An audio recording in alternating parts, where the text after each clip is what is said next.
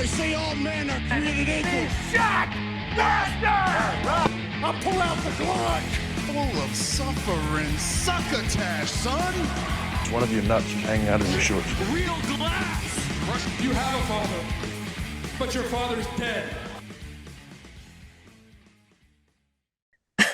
Hello, everyone. Welcome back to the Too Sweet podcast with Lucy and Estelle. And we're here with a very festive episode. It's time for our end of year special 2025 wrapped. We did this last year too, and it was quite a lot of fun. We put a poll out, we give some awards out, we talk about the year in review, we look ahead to the year upcoming. But before we get into that, we have something quite fun to address because, of course, we attended Dynamite/Collision earlier this week in Manchester. If you haven't seen our vlog, definitely go watch that. It's quite short, but yeah, just a bit of chaotic fun documenting our adventure in Manchester. But Estelle, a few days removed overall, what are your thoughts on that whole experience? Fever dream. Yeah, big time. I don't feel like it even happened. And I think that's because we were saying about it being one in Manchester, 2 midweek, 3. The experience was very short because when we've gone to London and done all in, even our first year, we've done 2 nights or we've done other stuff. But this was just wham bam, thank you, ma'am, get on the train, get to Manchester, go to the hotel, go home. It was just in, I think, because our seats were really close. I think they were the closest we've ever been sat, I'm pretty sure. Yeah. And seeing him that close, you'd think it would make it feel real, but I feel like it would feel more real if I was up in the cheap seats, to be honest with you, because I was just in disbelief at what I was seeing. And obviously it was very different because it was a TV taping, which I knew going into it, but going into it I actually had quite low expectations. I was very excited to see the card. I thought the card was really, really solid, and I was really excited to just go to Dynamite because we've never experienced that when they've done. I don't think they've done a Dynamite in the UK. They did Collision, but even then we didn't go to. So, but yeah, it was the other thing stuck out for me was just how long it was. We got there at, I think doors opened at 5. The show officially started at 6:30. Yeah. I think doors opened at 5:30 and the show started at 6:30, so it was only an hour, which we were quite surprised about. Yeah, but then I guess because from 6:30 to 7, they had a Ring of Honor, something all over the world, jumping all over the world, scooter experience.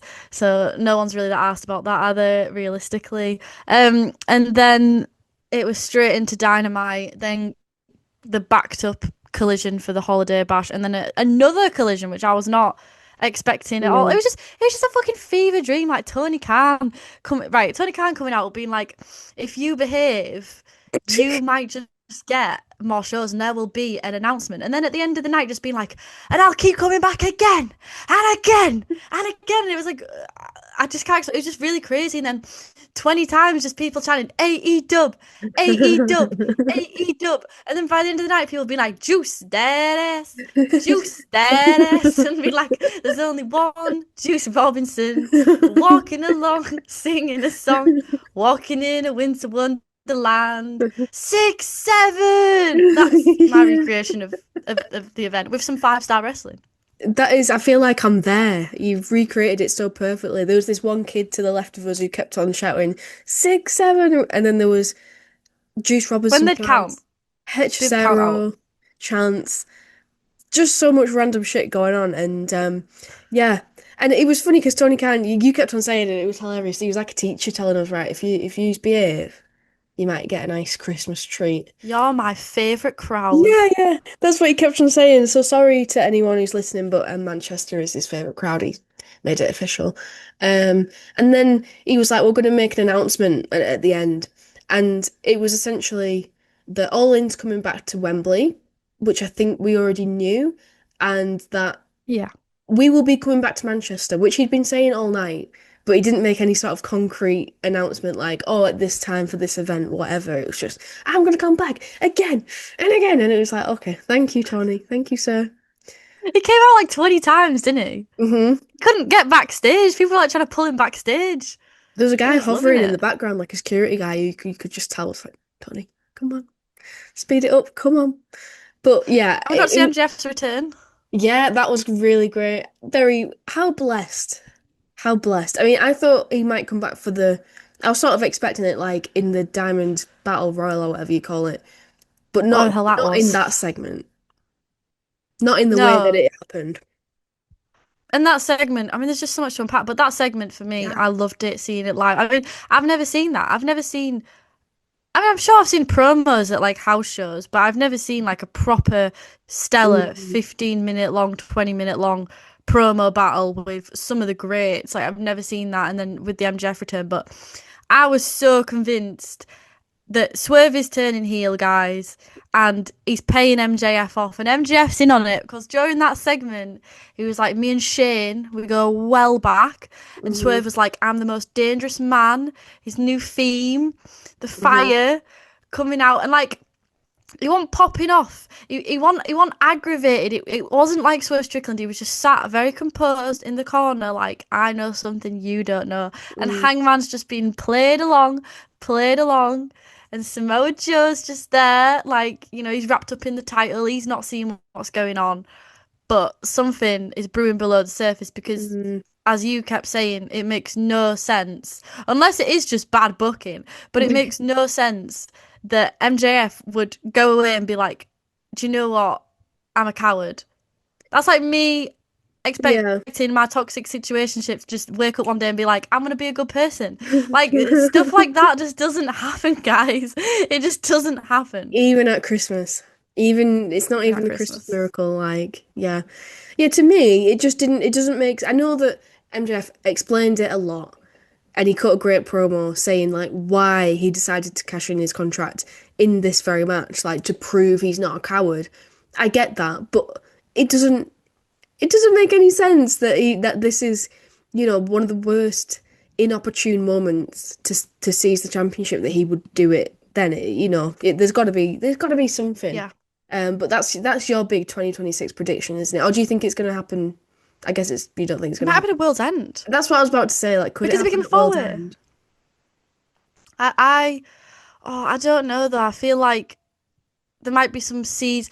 I hope it don't happen at World's End because I just feel like this story has so much potential. But then the Yeah. poetry of of Swerve getting it at World's End, Joe losing it at World's End. I think there's something to it. But then I think as well, what if like I said to you, what if MJF's the one who gets the title? Because to Swerve, it's not about even winning the title. He just wants to destroy Hangman. Yeah. And part of that is going to be through making one of his newfound enemies, uh, post Swerve, MJF, get the title. And this is when we Mm, can, and then he's going to wind him up more and more, and then he's going to bring him to the point where he's that alcoholic, pissed off, PTSD, raging Hangman that we've seen of old. And when he's broken his spirit, that's when the big reveal is going to happen and he's going to oh, betray him. Maybe they're going to be like a tag team together. Maybe he's going to be like, do you know what, Hangman? It's fine. It's fine that you didn't win the title. Let's go win gold together. yeah. And then he It's going to be killer. pulls the rug out from underneath him. Yeah, I mean, there's so many possibilities for it, but at the same time, I wouldn't be mad if it didn't happen and like we get some slow some teasing because yeah, I don't know. I don't know. I feel like it's very very exciting though. I'm glad that I got to see that live. I mean, we were so blessed. The Continental Classic, and every match Yeah. was just so stacked. Like the multi madness of it all was Hmm. just crazy. Like, I just couldn't believe what I was seeing. I couldn't believe that 8-woman tag. I Yeah. couldn't believe my match of the night, the Don Callis family versus the the Elite. I couldn't believe that I got Okada versus Omega. I was just in awe. It was just fantastic and such a different pace as well to what you used to for a pay-per-view. Hmm. But I liked it and I absolutely would go back. And I'd seen people online always be like Dynamite, AW such great value for money, AW such great value for money. But yeah, I really felt like And we spent a bit of money on those tickets. I think it was like just over 100 quid, if I'm remembering rightly. And I don't regret spending a penny. I thought it was worth every penny and then some. Hmm. Yeah, me too. Totally agree with you. It's just so many memories made on one night, and also like how just some of the best wrestlers in the world just casually in the ring, and also some of the best wrestlers in the world wrestling twice because of Mm. the recording two collisions. It ended up being 4 hours in total, didn't it? Which it's excellent value for money. And but I remember we were saying as soon as Moxley came out and he was right in front of us, like that was it. That was worth the money. I don't know. Have you watched the vlog yet, Estelle? I watched a bit of the vlog. I haven't managed to watch Dynamite back, but I watched a bit of the vlog. Because okay, well, I'm just going to tell you because I can't hold it in. You can see us during John Moxley's entrance. Really? Yes, so I put it right at the end of the vlog, like right at the very, very end. Because I I only watched it watched back. halfway of the vlog. Damn, I need to watch the other half. Yeah, you can just see us, and you especially, you can see really clearly, and you just got the biggest smile on your face. I'm cheesing, man. I'm fucking Yeah, cheesing for John Moxley. yeah. Well, that's So class. We're famous. we've actually made it, officially made it. Yeah, So we did it. podcast may have peaked, um, but no, no, we're gonna keep on going. 2026, we're gonna just keep on going up, and obviously 2025 has been great. We've been to two live events. We've hit the 1,000 subs marks. It's been really good. So shall we? Did you have anything else to say about our experience in Time Out? Shall we move along? Um, no, I think like you say, we're not doing general reflections of the year now, are we? No, I don't think so. We, Okay, I'll hold that in. there's nothing to say that we can't. But I'll keep to the structure. We've So we do have a lot coming up. We're going to do oops. the awards. We got quite a few, uh, um, quite a few responses in. So thank you very much for everyone who partook. And then we've got some kind of funny, chaotic segments towards the end, and some reflections and questions that were sent in as well. So do stick around for the Wrapped. Yeah, The and Wrapped. if we do have some slides for this because I went back and watched our version of this last year, and one of the first things I say at the very start is, "Oh, I wish I'd made a PowerPoint with like graphs and animations and stuff." And I was like, "Shit, I said that last year. I have to do it now." So I've done that. So if you are one of them people who tends to like listen and do something else, it is kind of visual, but obviously we're going to talk it all through anyway. But yeah, just to let you know, there are visuals. So. Let's see what's next. Okay, so Spotify did this Sick. really cool thing like Wrapped for creators, and we just wanted to share some of the stats with you guys and say thank you. So yeah, huge growth really. So up to more than 200% on total audience, up more than 900% on new audience, and 200% increase on followers, which is pretty insane. Our top countries: United States, United Kingdom, Portugal, Mexico, and Canada. Very cool. And we've reached 18 countries in total. And we are the number one show for 6 people and a top 5 show for 16 people. So if you are one of these people, if we were in your top Spotify Wrapped, please make yourself known because we'd love to give you a shout out personally. Thank you for that. That's awesome. And I know that YouTube did like a similar thing this year too. So if we were in like your YouTube Wrapped, please do let us know because we'd love to say thank you for that. But yeah, just really cool. And yeah, it's the growth has been pretty awesome this year, and we're really grateful for everyone's support. But Yeah, it's quite hilarious, isn't it? Like it is. 933%. But I think it's because we've never really had like a large following on Spotify. And I think that is because, we're visual girlies. People come for the YouTube visuals. Mm, But I think we started to see a bit of an increase when when Wrestle Talk briefly stopped covering AEW and then they got backlash, Lucy put out a tweet, and then I think that brought a lot of people over to the channel, and especially Spotify. So, but it is really sick. It's really cool. So yeah, I feel like there's been a lot of growth this year. I mean, we haven't even mentioned that we hit 1K this year, Mhm. which was like the dream. It was the goal for a long, long time. Like obviously you got your mini goals. Oh, I'll pay 50, I'll pay 100, I'll pay 500. But like over 1K is like, whoa. Like it's different. It's different now. You know, it's a different vibe. I mean, it's always gonna have like that chill vibe, and love the day ones as always. Shout out to the day ones. Y'all know who you are, but it is cool for sure, and it's very very validating because we have put a lot of work. I mean, sometimes I just scroll through the YouTube and it's like Jesus, the amount of hours, and that's not even putting in like the hours of like editing or like other shit, just Mhm. the hours of just yapping. I mean, day probably we've Yeah. hit about like at least 2 days of our lives have been spent talking about AW, It must which be is at least an 2 days. interesting stat. Oh, that would be cool to actually try and calculate that. I fucking love data like this. Makes me very happy. But yeah, and it's funny that you mentioned that Wrestle Talk thing. Someone did actually put in the poll in the Google sort of form thing like a little bit of feedback. Like I think doing that was the best thing that you guys ever did because you definitely gained at least one listener from that. And I think we gained quite a lot of listeners from that, which was just a stroke of luck. It was just a random tweet that I put out. Wasn't trying to look for clout. Wasn't trying to start heat or anything. It was so totally random. But it turned out pretty well. And I don't think we've got any heat from that, fingers crossed. But anyway.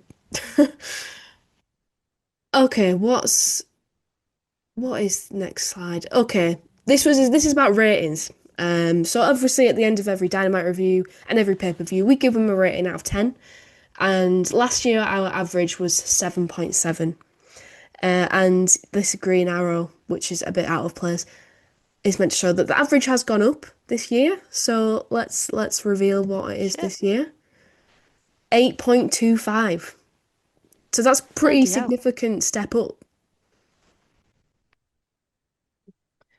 And so we had two perfect tens, which were our highest rated shows of the year. So All In, and also the Thanksgiving Eve Dynamite, which I think is quite funny because the lowest was the Full Gear Go Home show, and then it was Full Gear, and then it was this Thanksgiving Eve Dynamite. So that is the biggest jump by far, and it's the lowest versus the highest. So yeah, pretty epic whiplash with that one. And I've also included which the lowest pay-per-view was. That was Dynasty with their rating of 7, which is still pretty high. So yeah, I think this year has been just overwhelmingly quite positive. Other than the 4 that we had for that episode of Dynamite, I think everything else was at least a 6. So it never really got extremely low. Yeah. Yeah, definitely.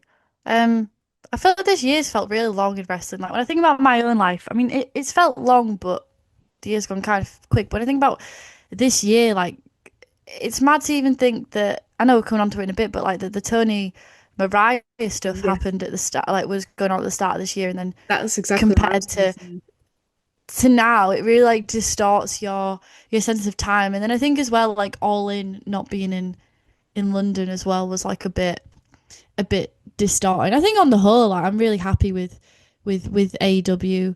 I mean, towards the end of summer and fall was just reheating nachos. We had that. We had the reheating nachos phase. Um, but you know they've come back from that, and they do seem to have sort of like a similar kind of data pattern, I guess, if you put it on like a chart, that there's certain periods where the booking is poor, and everything can be great all the time. I completely Mhm. understand that, but I think as a whole, I think 2025 was a really good year, and I think a year of like solidifying Dynamite 2.0, um, solidifying having main characters on the roster because for a long time we didn't have that. And I think as well doing a lot of reparations for the reputation of the brand of AW as a whole, which in part may have been to do with I'm not going to say WWE's downfall because obviously it has not had that, but just its reputation kind of in the public tanking a bit from, just how things have gone and how things have been handled, whereas AEW has luckily had not a nightmare PR year and just Yeah. been able to just go and do their own thing. And that's kind of how I've held 2025 is like, it's it's been on the whole quite secure, so I'm quite Yeah. happy with it overall. Yeah, and now that I'm thinking about it, and this could just be my terrible memory, so please do correct me if I'm wrong, but I feel like there's not been any huge major PR incidents in AEW this year. Like, I feel like, has it been like pretty drama free? Like, if we compare it Yeah. to previous years. I mean, we used to always have a bloody news segment every day. Yeah, Every week exactly there'd be a right. news set. We never do news anymore because there's no fucking news. But you know what? No news is good news. Exactly. That's what I say in my own Exactly. job. It feels very stable this year, and I think the high ratings overall as sort of, I guess, is our data point for proving that. But oh, I wish I'd done like a line graph, like, or like a scatter graph showing all the ratings across the year and comparing it to 2024. That would be interesting, but I didn't. Oh well. What I did do was this PowerPoint, which is good enough, and there is pie charts, so you better all prepare your asses. It's pie chart time. Awards, we're going to go into that. So, yeah, we put out this Google form. We got 44 responses, which is fantastic. Thanks to everyone who took the time to fill it in. It's definitely, that was more than last year. And then I did put it out again last night. Then I ended up closing it about half an hour later because I decided I wanted to make this. So sorry if you missed out. That's my bad. But anyway, shall we dive straight in? Aye. Okay. Wrestler of the Year is the first award category. And the winner is who else? Hangman Adam Page. Congratulations, Adam. And let's take a Who close won look. last year? Won it Swerve? It was Swerve who won last year, so is it? Oh, these Yeah, two that's just cool. they just can't get enough of each other, can they? So this is a more in-depth look at the results. So Hangman Adam Page, 22% of the vote. The follow-up was Kyle Fletcher. He was our breakout star of the year last year, so that's quite interesting. We have Bandido with 11%. Mercedes Moné and Tony Storm both have 9% of the vote. John Cena, Samoa Joe with 7%. Then we have people like John Moxley, Mystico, Hiroki Goto, and these little ones here are the ones that had one vote each, I believe. So Saya Kamitani there, I think that's one vote. Tony Wright, shout out to Tony Wright, indie wrestler. Watanabe there, Hiroki Goto. Oh wait, oh yeah, we've already read that one. So that's one vote. And Joey Slade, another independent wrestler. So yeah, that's what our pie chart looks like this year. It's very different from last year. I mean, Swerve isn't even on there. Yeah, which is why he needs to turn heel so he can have an arc. But I like how diverse it is that people have gone for multiple different people. I think it's really cool that Kyle Fletcher got a huge chunk, to be fair, and Bandido. But yeah, I think for the rest of the year it's got to be impact, not just in terms of belt and storyline, but in terms of emotion and in terms of arc. And no Yeah. one had a greater arc than Hangman and his redemption, and then winning the titles and win titles, sorry, and dethroning John Moxley, who it was just so cathartic. And now it's like with hindsight, it's because we're in a different place now. It's easy to kind of forget just how not bad, because I don't think it was bad that era, but just how what the title scene felt like, what the repetitiveness of the Death Rider booking, and just how great of a moment that was, and then tying that in to Hangman's personal character development was also why I had to give him my vote this year as well.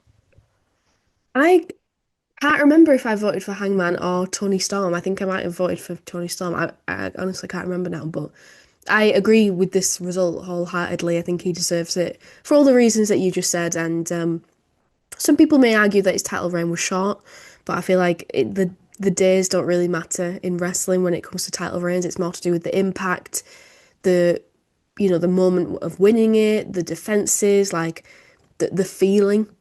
And I think that just sums up Hangman's arc this year. I think it's been really beautiful, and just him defeating John Moxley is one of I don't think anyone who watched that will ever forget it. But I think also like looking back now because we have a bit of time with the Joe reign. I think it was the right decision to have it be a short reign because it's not like it's his only reign, and then again that gives him Yeah. another chance to get the world title again because it's not like, oh, we're doing the same shit over again. It's like, oh, we didn't get very long last time. He was kind of done dirty, so it would be nice to see him chase it again. And also, I think after Swerve's reign was quite long, and then fucking the Death Riders reign felt like it went on forever. So I think if they had have done it where Hangman just goes one on one with a one, oh, here's his Will Ospreay feud, here's the Joe feud, here's the, oh, now it's against, it would have felt very pimped by numbers until we get to that end point. I think with how repetitive shit was and how repetitive the booking had gotten during the autumn, I think it was a great decision to take the belt off him when they did. I really do. I think you're right because it not many things in wrestling are shocking these days, and that really was quite shocking, and quite a lot of people, I think us included, I think we'd sort of dabbled in it as a possibility, but did sort of just dismiss it as I probably was going to shocked. happen. And so when it did happen, you're just like, whoa, that's insane. And you don't often get that in wrestling nowadays. So I do definitely think it was the right thing to do. And just because something's shocking and you get a heel heat. It's heel heat for Samoa Joe. I don't believe it's go away heat. So I think overall that was pulled off quite cleverly, to be honest. And that's so cool as well that gaining the title and losing the title were such huge moments. Like, Right. that's Yeah. really sick. That's real sick. I like that a lot. Yeah, there's not a whole lot of reigns where losing and winning it all in the same year as well is so super impactful and had literally everyone in the wrestling world talking. Okay, have we covered that one? Shall we move on Yeah. to the next category? Yeah. Yeah. Yeah. So the next category is match of the year. Drum roll, please. The winner is Dun-dun-dun-dun. oh, I swerved you. Boom. It's actually a draw. There's two matches of the year. We couldn't decide apparently between these two. So of course we've already talked about it. Moxley versus Hangman at All In. But we also have the Hollywood ending match at Revolution between Tony Storm and Mariah May. And this completely checks out, to be fair. This makes total sense. So if we take a closer look at the results, they both had 10 votes each. And in a close third was MJF versus Mystico at the CMLL 92nd anniversary show with 8 votes. And then they haven't included exactly how many these ones had for some reason, but I think it was about 5 or 6 for Kyle Fletcher versus Will Ospreay at Revolution, and also Ospreay versus Hangman and the Owen Hart tournament final. And then with this one, we had quite a lot of individual nominations that I haven't included just because it would have been way too messy. But I think for me personally, I totally agree with this as a top two. I think it's really difficult to pick a better one between the two of them. It's combined the storyline, the characters, the quality of wrestling, the payoff, everything. Both of them are just giving everything. Yeah, I mean, as you said, John Moxley versus Hangman Adam Page, Texas Death Match was just a great moment. Tony Storm versus Mariah May was absolutely fantastic. But I have to say, my vote went to Kyle Fletcher versus Will Ospreay AEW Revolution. It hit me when I watched it, and it stuck with me the whole year, and I could not get it out of my head. I thought it was fabulous, and I pick it as my favorite because yeah, it's not a profound moment. It's not. Will Ospreay won over Kyle Fletcher overall, or Kyle Fletcher won over Will Ospreay overall, and da, da, da. The feud I thought was poetic. I think that Spanish Fly off the cage with the fuck you, the emotion, like to me, there's like cornerstones of a wrestling match that just really do it for me. And it really comes down to Shawn Michaels versus Triple H. Oh my God. That Yes. when Shawn Michaels returned, like that match is like it's kind of like my DNA of like being a wrestling fan. Yeah. Um and that is like my favorite type of match. So like that kind of follows that sort of format. That I keep stuttering. That's how much I liked it. But yeah, I just thought it was sick. The moves, the feud, the emotion, and I kind of like that it's not over. Like hopefully this is going to be an arc that Yeah. you can imagine will continue for a very long time, and these two I think will be in AW for the foreseeable. So it'll be really fun to see where it goes. But I Oh think yeah. for that particular point, it was just chef's kiss. Like I said, it stuck with me. So yeah. Yeah, I think that's totally valid. That was such a good match. And what a great pay-per-view that was as well. It just stands like just to prove what incredible quality we've had this year, that there's so many pay-per-views that we look back on like, oh, banger after banger, and so many memorable matches. But I'm gonna go back and watch all of these, I think, over Christmas, treat myself. Shall we move on? Mhm. Okay, so our next category is Feud of the Year. And the winner is Tony Storm versus Mariah May.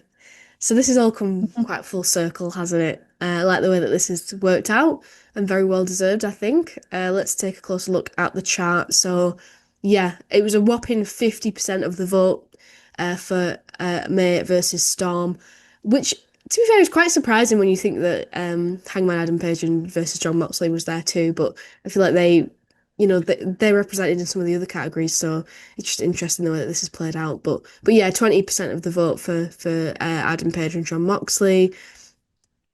We also had what's this one here?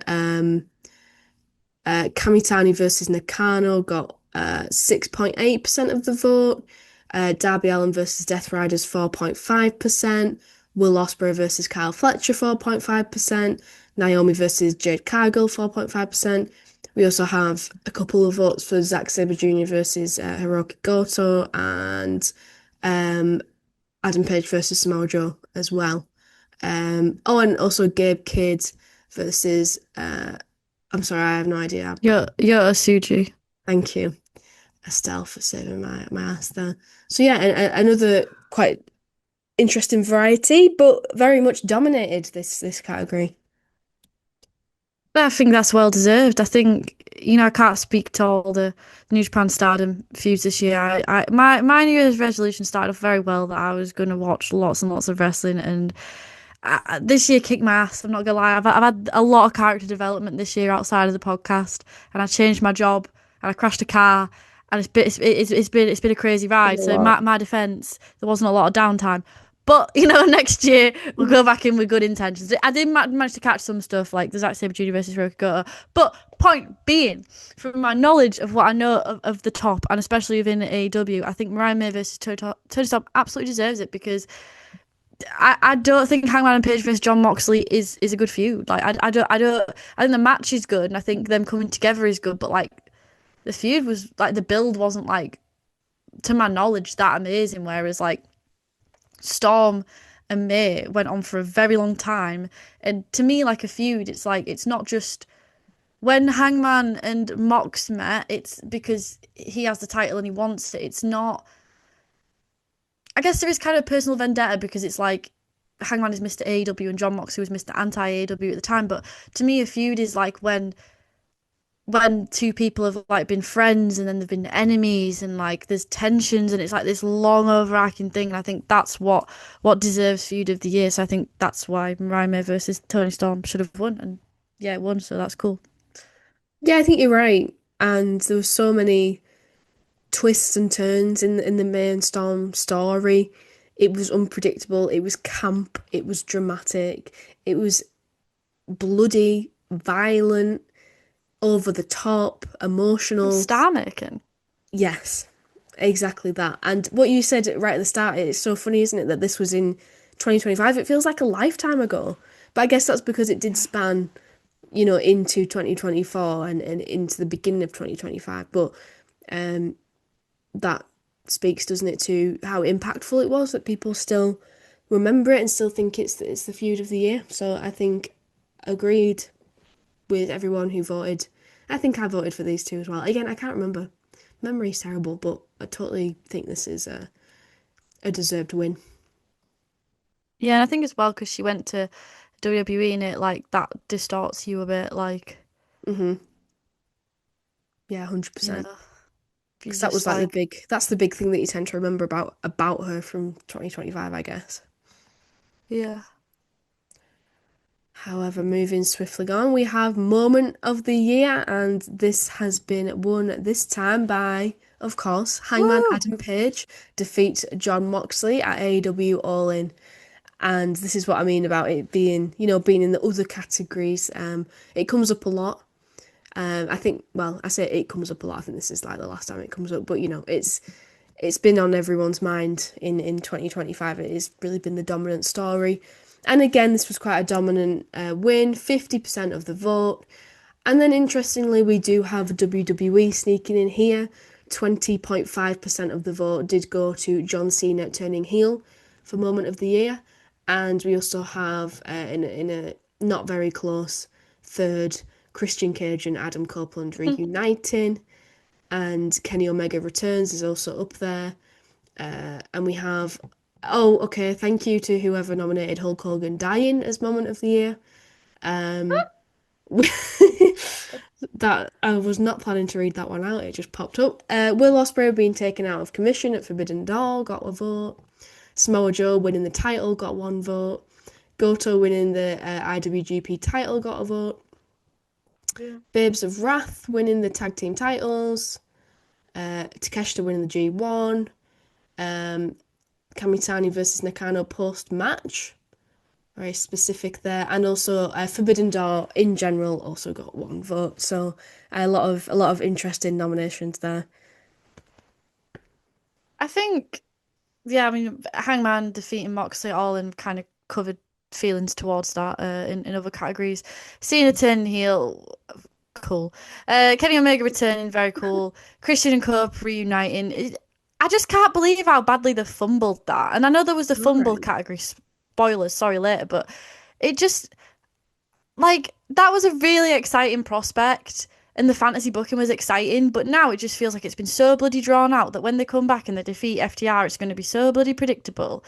And so, you know, Hmm. like it's been so stop, start, stop, start. And I do have a feeling that it's probably to do with some kind of personal life stuff. So I don't want to sound too harsh Yeah, 'cause that's just the vibe I get from me Cope stepping too. out.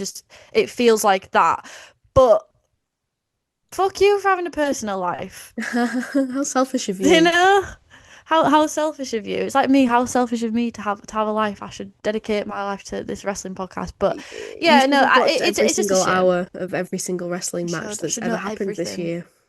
Yeah, I know. I suck. But yeah, I think you're right. It's funny, isn't it? Because I remember at like Forbidden Door, it was like, okay, yeah, this is pretty cool, but me and you were sort of like, okay, but what's actually going to come of Christian and Cope reuniting? And damn, we were right as usual. But I do think that you're probably right. It's got to be somewhat personal because they've both just sort of disappeared off the face of the earth. So who knows? Who knows?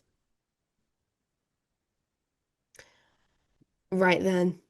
We also have a show of the year category, and I think, I mean, to me, this was a foregone conclusion.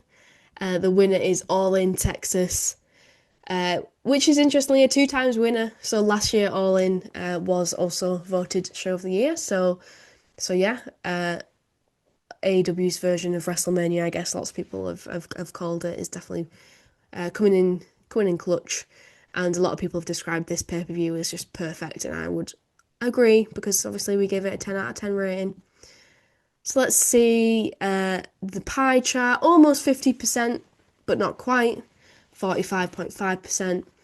And then not a close second at all, but in second is AW Revolution, 13%, which we've already talked about that, two of the matches of the year on it, in that were included in the polls. Double or Nothing, 9%. Full Gear with 6.8%. WrestleMania 41 has 4.5%. RevPro's 13th anniversary show, 4.5%. I don't know why this one's come up, but this was just pulled through. But a shout out to the person who's a massive Samoa Joe fan who filled out this form, and they've just put Samoa Joe on every single one. And It on was this one, Smajo. They didn't spell it right either, which was the great thing. It was like Smajo to everything. yeah, so they wanted to nominate the one where Samoa Joe won.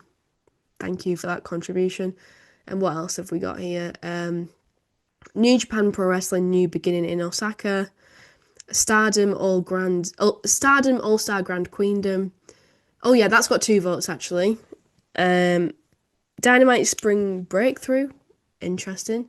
Oh, we've got 3 votes for that Stardom show. Sorry, so maybe I'm not sure if that skews the results at all, but yeah. So that's definitely up there. Oh, well, there's another one here as well. It's hiding.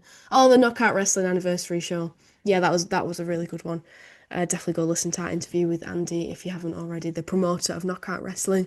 But overall, I don't think it could be any other show than Nolan, personally. Yeah. Yeah, that's totally fair. I think I might have voted for Full Game myself just because of all the returns and yeah, just how much of a surprise it was that it was fun because of how shit the go home show was. But yeah, Yeah. AEW all in it just seems to take it every year, which you would hope so, wouldn't it? If Mm. something is the biggest show of the year, it makes sense and it should make sense that that's the best. And if it isn't, then there's something wrong. Yes. Yes, exactly. I think that's sort of like what I was trying to get at earlier. It's, if that's the marquee event, then everything should be building for that, and we should be aiming to make that the show of the year, which it has been for 2 years running now. So we'll see if that continues next year. It'll be interesting to see. Um, so what's next? I can't remember. Okay, tag team of the year. So we didn't do this one last year. And I thought, why not? We should have tag team of the year. So I put it in. So this will be the first time to crown the winner. So let's see. Brodido. A Woo! round of applause for Someone else was winning Brodido. for a while. Yeah, so when we were sat at Dynamite, Estelle and I were feeling quite tense because FTR were going to win.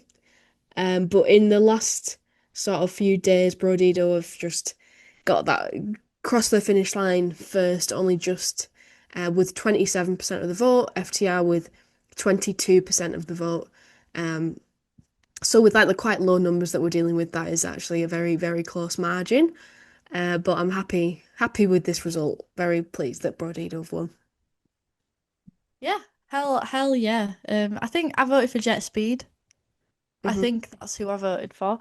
Um, but yeah, I think Jet Speed and Brodido have been the biggest source of dopamine in the tag division. Yeah. FTR, I don't know. I definitely like him a lot more than I did at the start of this year, that's for sure. But I Hmm. still think Tag Team of the Year is pushing it a bit. Samoa Joe and his friends. Brilliant. Yeah, so if we have a look at the other ones, yeah, Jet Speed were a third, Hurt Syndicate fourth, 9%, uh, Adam Copeland and Christian Cage, 4.5%, same as Fraxium. Shout out to Samoa Joe guy or girl, Samoa Joe and his friends. I think I was the only person who voted for Timeless Love Bombs. Although again, I And they can't just really need longer remember. to cook though. Um, do you want to attempt the pronunciation of these Japanese wrestlers? I have to get right up to the screen. We've got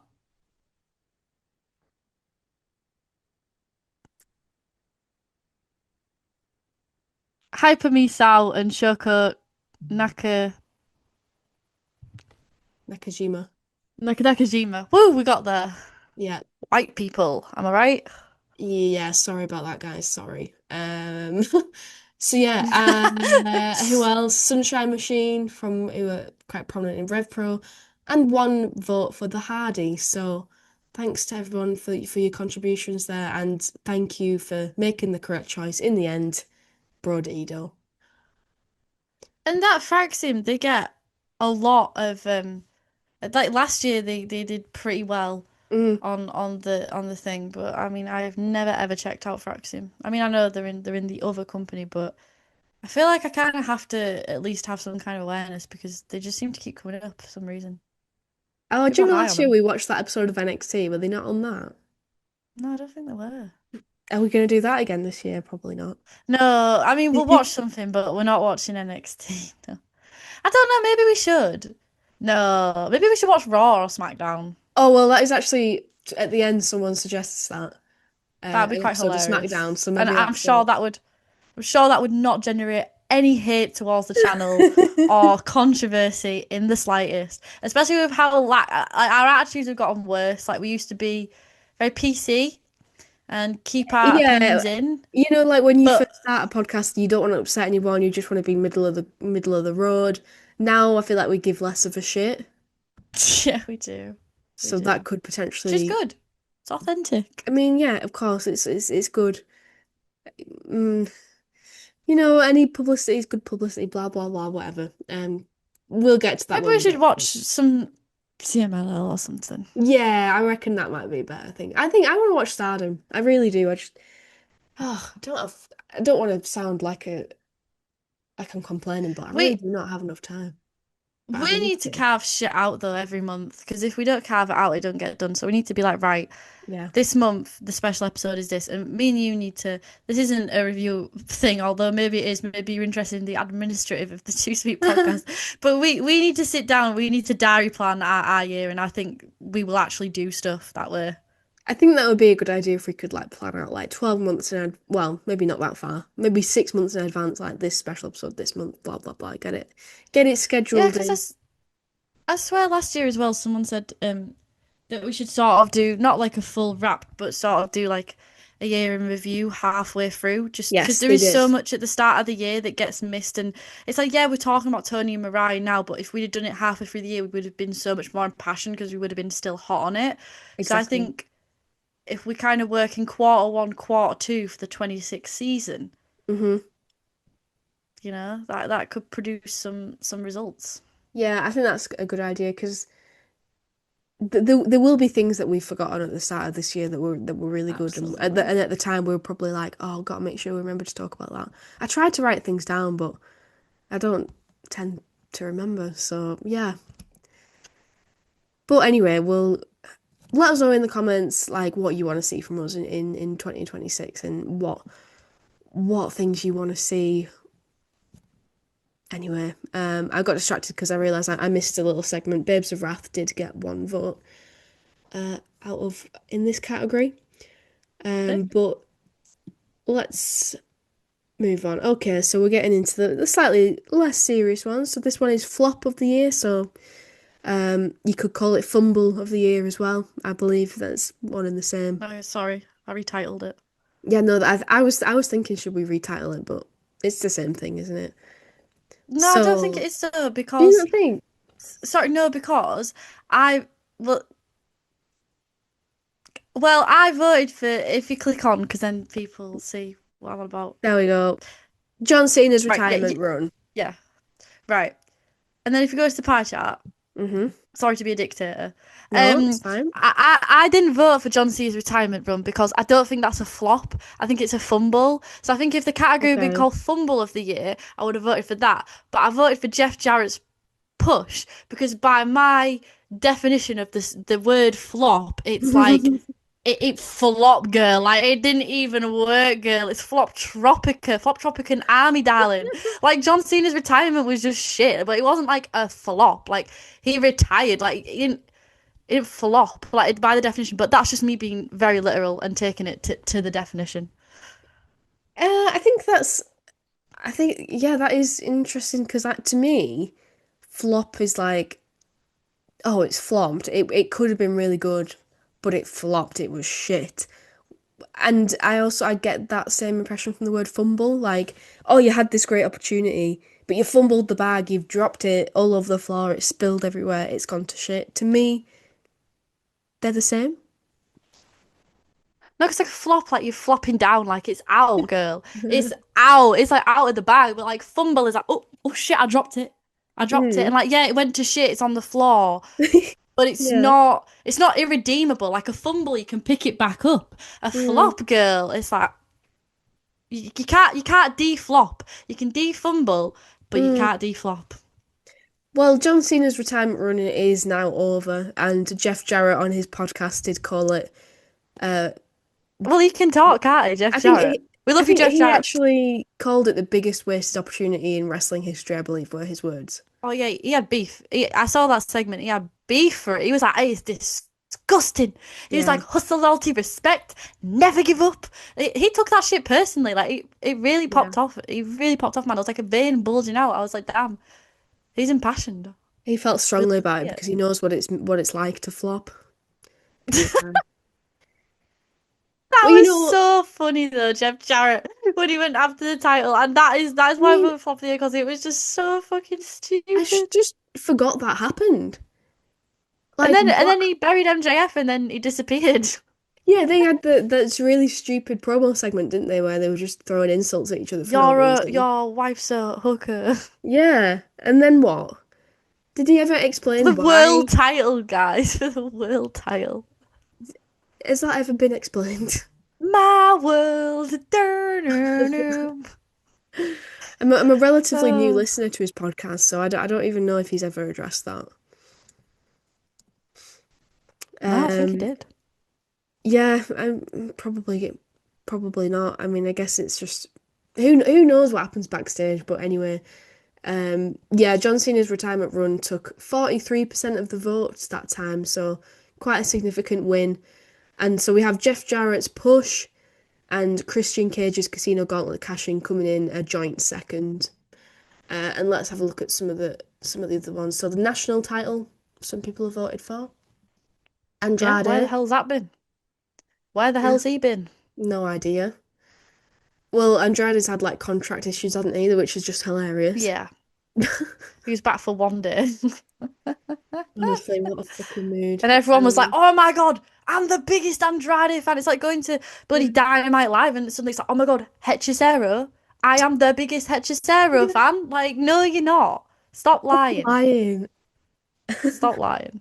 You like Andrade. I do believe that. I genuinely do believe the people who say they love Andrade like him, but he's not your favourite wrestler, and you're not Oh, that excited about it. yeah, Because where honestly. have you been? Where have you been now? Where's the Yeah, outrage? why are you not up in arms about the fact that he's not been anywhere? Hmm? Why are you Hmm? not raging? It's very confrontational. I'm sorry. Right. Anyway, Hook. Yeah. Look, WWE having a historically steep decline in quality. Yeah, fair enough. The continued existence of House of Torture. Is that a flop of the year? That's just so petty. I love it. Any segment without Samoa Joe. Oh, I love you, whoever you are. All of the above. I forgot the national title Andrade and Jeff Jarrett even existed in brackets. Yeah, totally valid, my That's friend. valid. That's valid. We'd never forget Jeff Jarrett exists. Well, true, but He's that like the center of our universe. I forgot that that title push happened though. I'm not This gonna lie. year, I lodged that Yeah. in my brain. You watch it when you try to go to sleep. My Roman Empire. Tony Khan's handling of Hangman Adam Page's title reign. In brackets, probably Triple H's handling of Cena's heel run if I watched.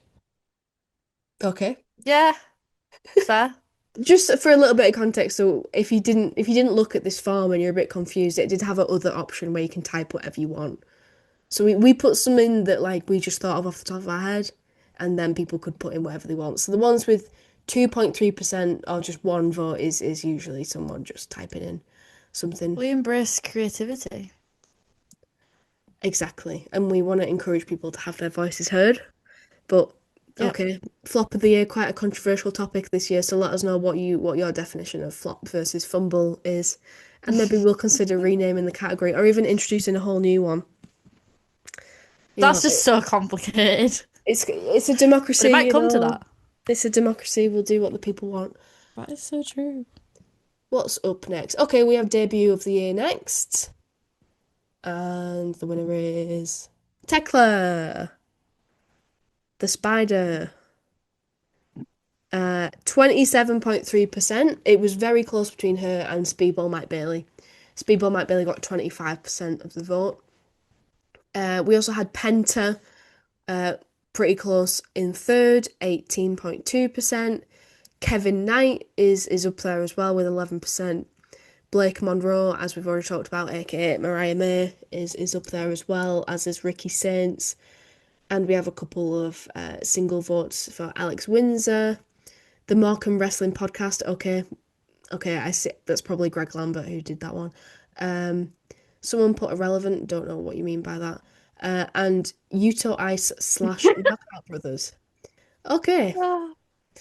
What do you think about What's that Tekla winning? TikTok where someone's like, don't know what you mean by that, love?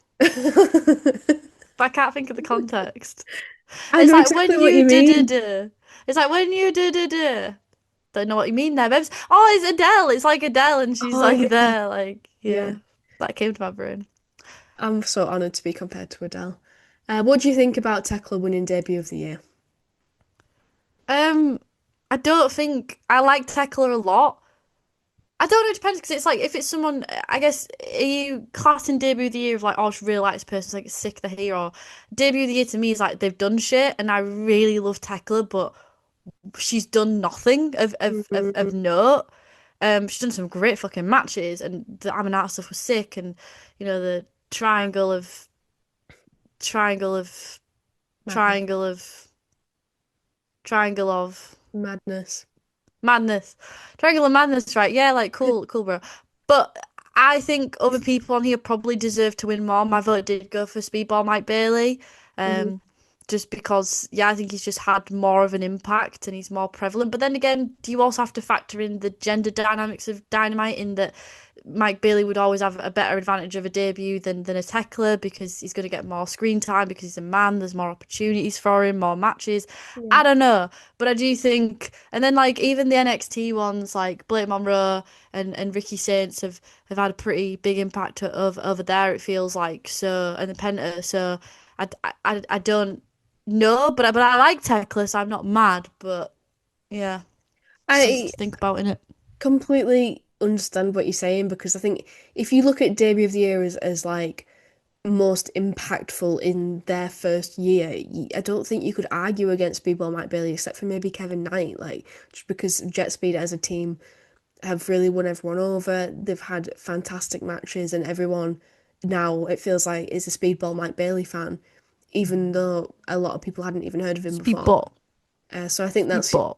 I think that's huge for him, and I'm very happy for them. But I think I'm not again. I'm not mad about Tekla winning, but I do think that Bailey's probably had more of an impact. So yeah, it's a bit of a difficult one. It's like I'm happy for Tekla that even with less screen time, I suppose, than Speedball, that our listeners still wanted to vote for her. So yeah, I don't know. I hope she does more shit next year. I really do. I really like her a Yeah, lot. yeah, 100%. Hopefully, there's big things coming. With the women's tag team titles and Mercedes Moné's downfall, there is a lot of possibilities with the women's division. Hopefully, things are going to be interesting. What's the next category? Breakout star of the year. So this is different from debut. Debut obviously means like, you're debuting in a new company, but breakout star means someone they're not necessarily even like their first year, but someone who's just broken out, obviously, and who's had a really good year that's like catapulted them above and beyond what they achieved before. That's my understanding of breakout star, at least. Um, so the winner of this category is Harley Cameron, and I know that we had quite a lot of discussions about this in the comment section, and I'm not surprised at all with this outcome, and I think it's very well deserved. Yeah, I think it's very well deserved as well. I think it's interesting that Speedballing on here, but Kevin Knight is because you could argue that he was a great breakout. I feel like Takeshita's been a great breakout this year. I think I might have voted for Takeshita. Um, picking up the IWGP title, huge moment, and just sort of you know being Takeshita. Yeah, just having aura and being an absolute star. Yeah, I think Harley Cameron. I think it's been talked about a lot, just how much she's improved in the ring. Uh, she has got herself over just by pure merit of being hilarious, likable, very unique, multi-talented, funny.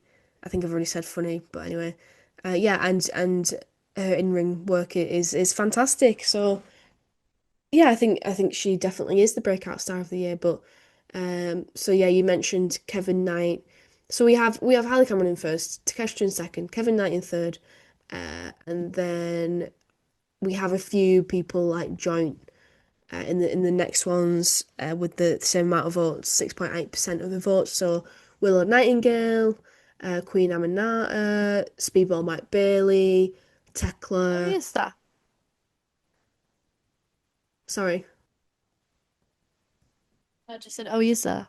Yeah, yeah. He was just You hiding. can't really, yeah, so for some reason Canva hasn't pulled his name through and his colour blends in a lot. But yeah, Speedball Matt Billy is hiding in there with a couple of votes.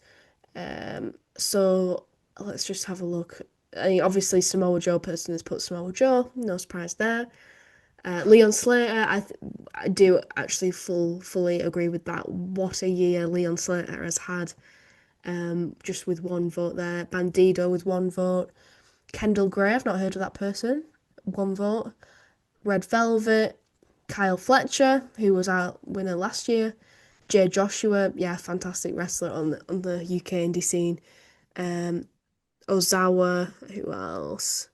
Kendall Gray, someone else has said Kendall Gray, so that's two votes for Kendall Gray. And this person's put Kendall Gray or Ozawa. Wait, is this cheating? Yes, it is cheating. Your vote does not count because you cheated. But yeah, it's a nice mix of people in this category and well earned by Harley Cameron. Yeah, I think it's just deserved, isn't it? It's just well deserved. Like she's worked her ass off to get there, and it's nice to see so many different people appear because just as All In should be the best show, logically you want there to be a lot of breakout stars because that shows you're pushing new talent Yeah. and they're rising and they're becoming established and they're doing well, and that's what you want. So it's good that there's lots of different people on there.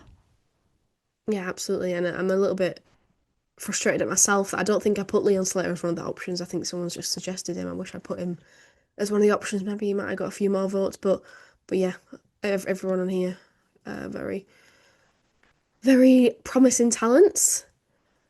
The next category is non-wrestling personality of the year. I think last year we had commentator of the year, and I was like, why narrow it to commentators? Let's just do anyone who's not in the ring.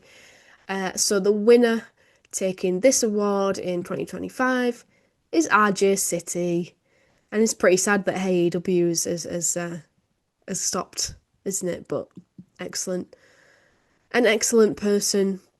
We have Brian Danielson, of course, coming in on this category too for his work on commentary. Renee Paquette as well. I believe Renee. Oh no, what we did commentator last year. Nigel won. And some of the other nominees, we have Stuart Fulton, who apparently does Wrestle Universe play-by-play. Isaiah Quinn, completely agree. I've worked with Isaiah Quinn a lot this year. He is the best commentator in the UK, to be honest with you, in my opinion. Joe Tessitor, I don't know. Don't know how you pronounce that. Oh, not more names I can't pronounce. Yukinori Matsui. Yukamori Matsui. I nailed that one. Tony I've got bad Schiavone. eyesight. I like Samoa Joe. Thank you. And Excalibur.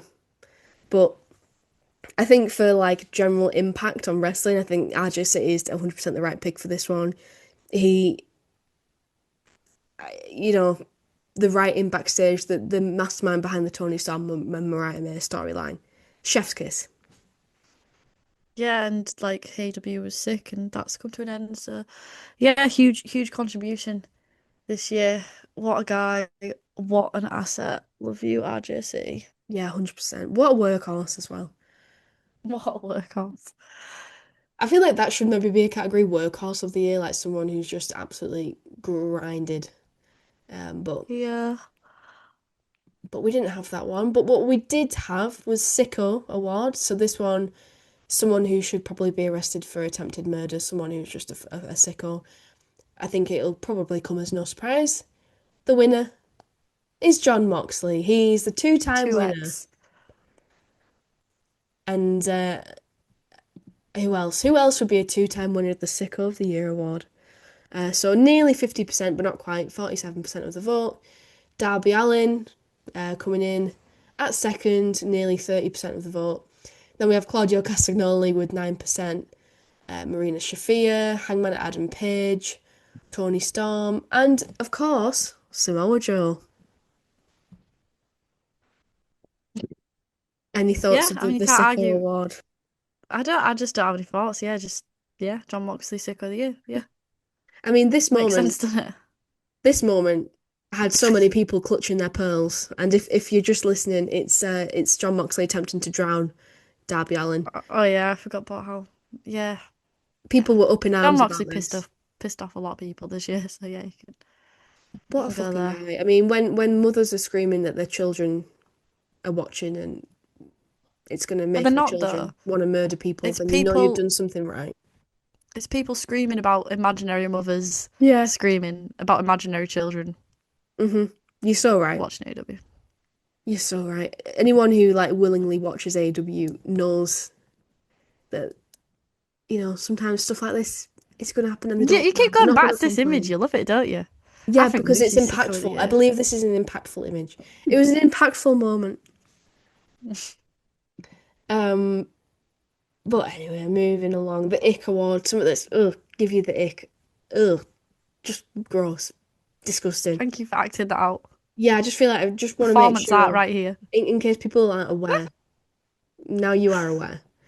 Um, the winner is, ugh, it really does give me a nick just looking at this image. Brock Lesnar returning. 42% of the vote. See, I Uh, think someone added that though. I don't no, think we put that I think I did. because I would have voted it. Oh, really? No, I'm pretty sure it was like the first suggestion. I must have not read that then. What did you vote for? I put "Go Find Yourself," but I would have voted for Lesnar returning had I have seen that. I haven't put a pie chart on this one because I didn't feel like it was as interesting. So, yeah, we had Brock Lesnar returning with 42% of the vote. CM Punk wrestling in Saudi got 25% of the vote. Go Find Yourself got 7% of the vote. And then all these other ones were like just ones that people had put in themselves. So Hook got two, funnily enough. MJF buying women for the Hurt Syndicate, which, yes, agreed. I totally forgot that happened. Travis Scott and Cena's heel run. Yeah, fair enough to all them. Yeah, a lot of icky things. A lot of icky things going on, but mostly in the other company. Just saying. Daft Award.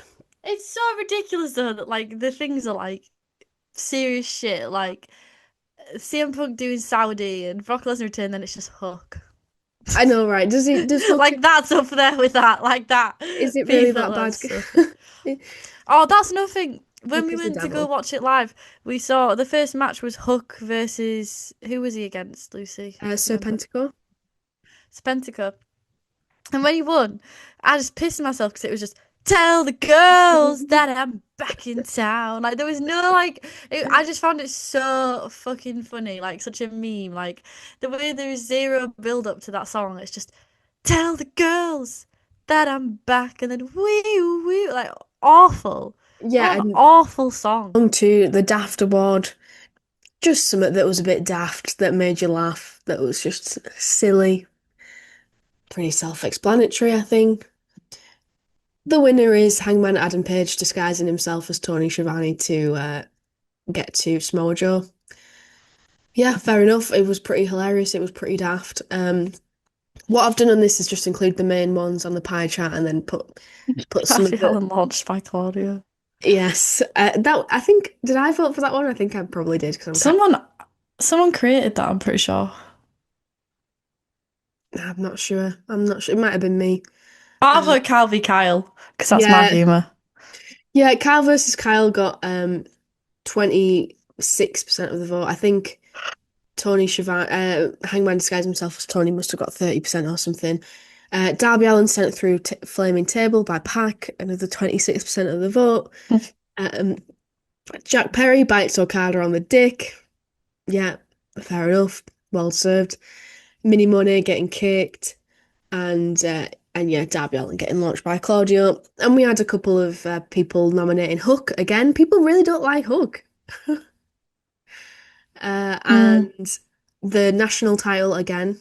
came up on this one, and Travis Scott also came up again on this one for just being a dafty.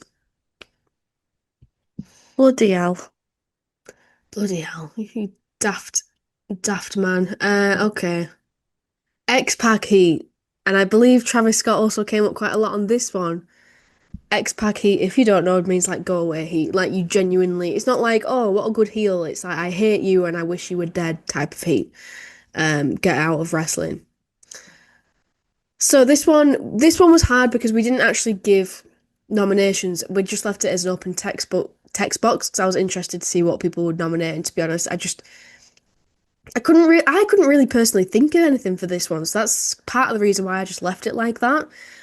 So what we've ended up with quite a long list of quite random things. I've not included every single one.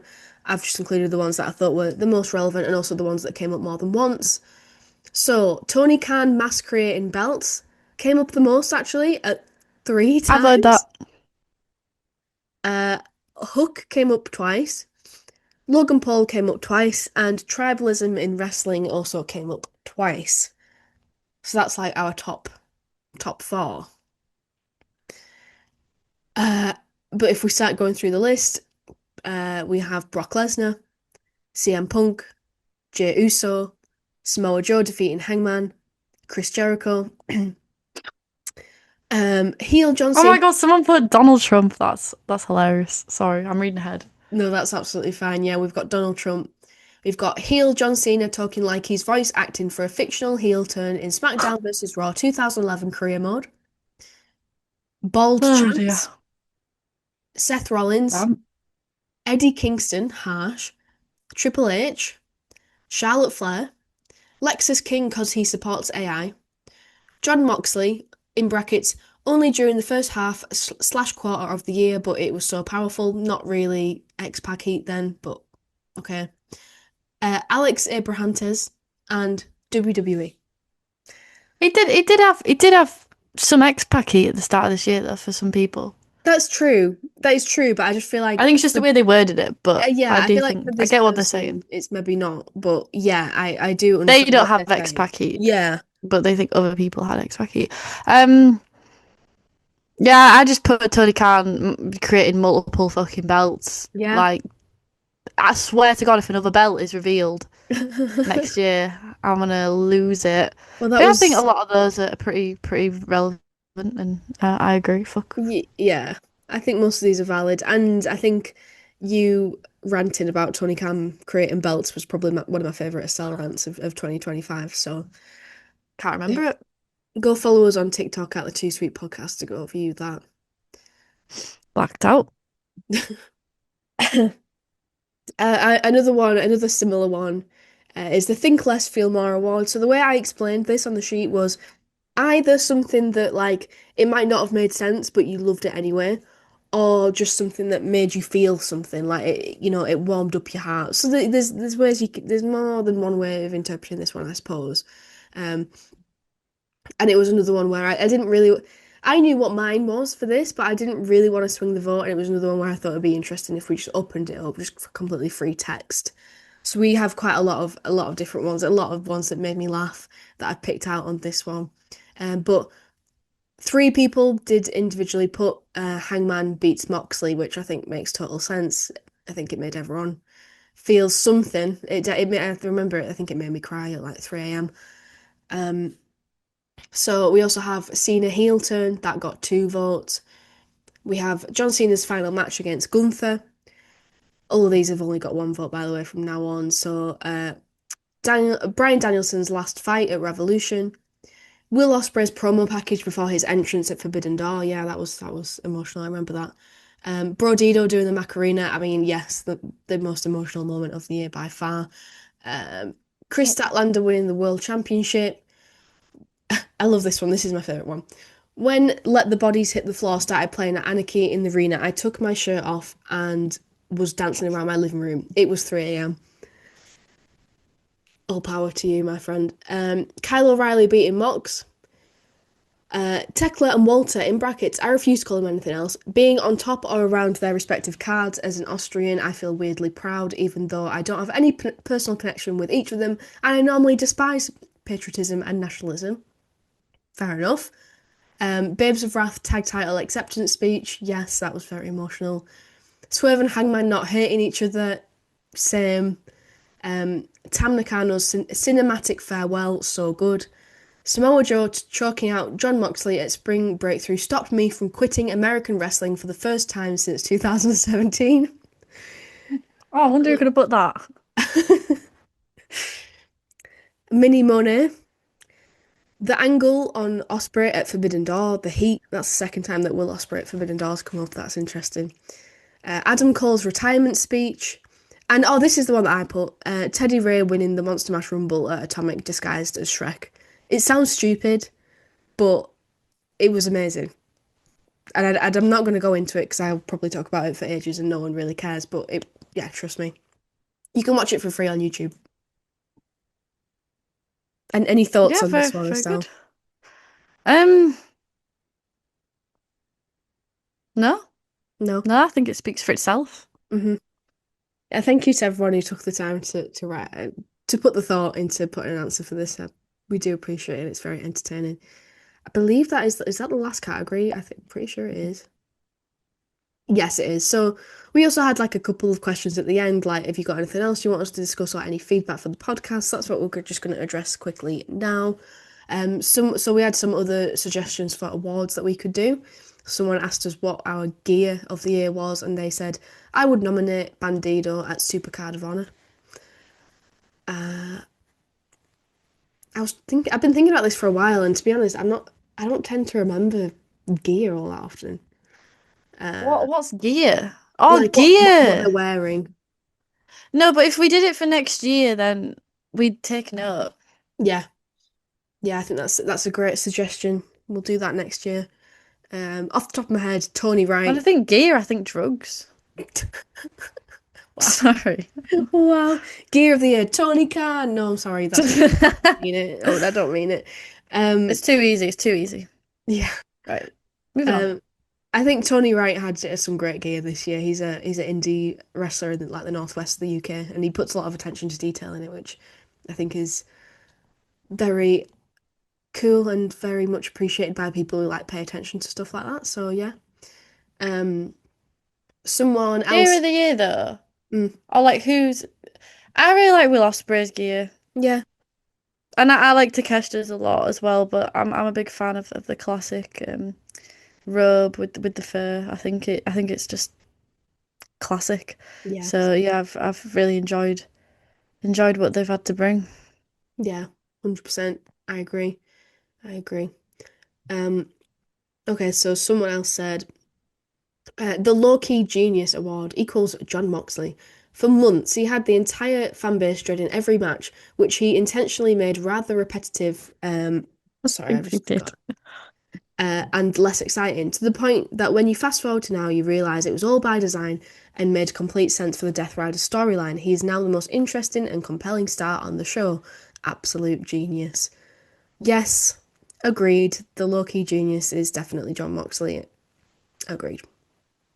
I think he's a genius, but I think that's quite funny because I don't think he did intentionally make his matches rather repetitive and less exciting. I think they were just boring because him wrestling that yeah, but him wrestling that style, and I've said now, like we've said how much more exciting it is to watch him wrestle from a place of vulnerability and watch him wrestle from a place of scrappiness. Like that's way more fun than just chokeholds and breast holds. I think Yeah. you're giving him a few extra laurels there that maybe he doesn't deserve, but yeah, he really he knows what he's doing with his character, and I think with the Death Ride stuff, there's probably a lot of stuff that we didn't see. I think later on it says wasted moment of the year, cutting Mhm. ahead a bit. I think maybe Cope and Christian, like I said, Yeah. that whole thing, I think that was fumbled badly. But then I also just think like the Death Riders and the development. I mean, it's not over yet because they've kind of spun it off and they're doing it like the assassination of John Moxley, which I do think is cool. But I still think they could have done stuff with Wheeler Yuta and Claudia a bit Yeah. sooner, and that would have Yeah. made Definitely. everything so much more bearable. Well, definitely. I think maybe it verged on the pace being like too slow and too slow burning for people to really like be like, oh yeah, I'm excited for the payoff. It was more like, fuck off, I hate this. Which is never really a good thing when people are being worked to that extent where it's like, I hate this, I am bored. So yeah, totally hear what you're saying with that one, yeah. And also, yeah, most wasted moment of the year, I think that I feel like we've addressed that with like flop of the year and Jeff Jarrett, for instance. Um, this person said, for me, it's the entire Cena retirement run. I just don't think it was bad, but it could have been epic, and it ended up just happening. I think we've talked about it a little bit on the podcast before. I didn't really watch it, but I would tend to agree based on what I've heard about the Cena retirement run. Some of the choices really do boggle the mind, and of course, if Jeff Jarrett says it's bad, then I trust that man. Trust that man with my life. Someone else says, bring back the MILF award. Yeah, you know what? I didn't include it this year because I was like, well, there's not that many MILFs about this year. But Mother Wayne would obviously win it again. It's pretty much a given. And finally, someone said, I would love for you guys to do a power ranking of AEW to end the year.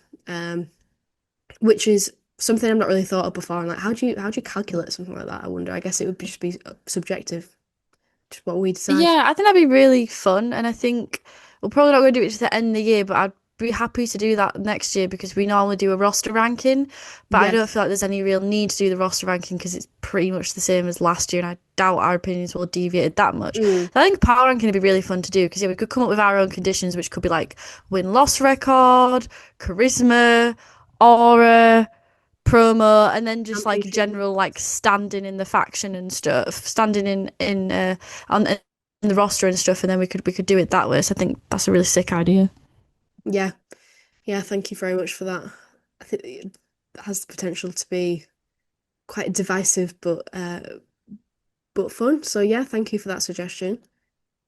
Um, so we got so many questions that we can't possibly cover them all today because we'd be here for hours. So if you don't worry, if your question's not included, we are going to come back to it in a future episode, and we're going to do a full Q&A where we address questions in more detail because we wanted to do them justice and we weren't expecting to get so many. So thank you all for your engagement with that. But I have selected a few that I thought would be relevant for this particular video.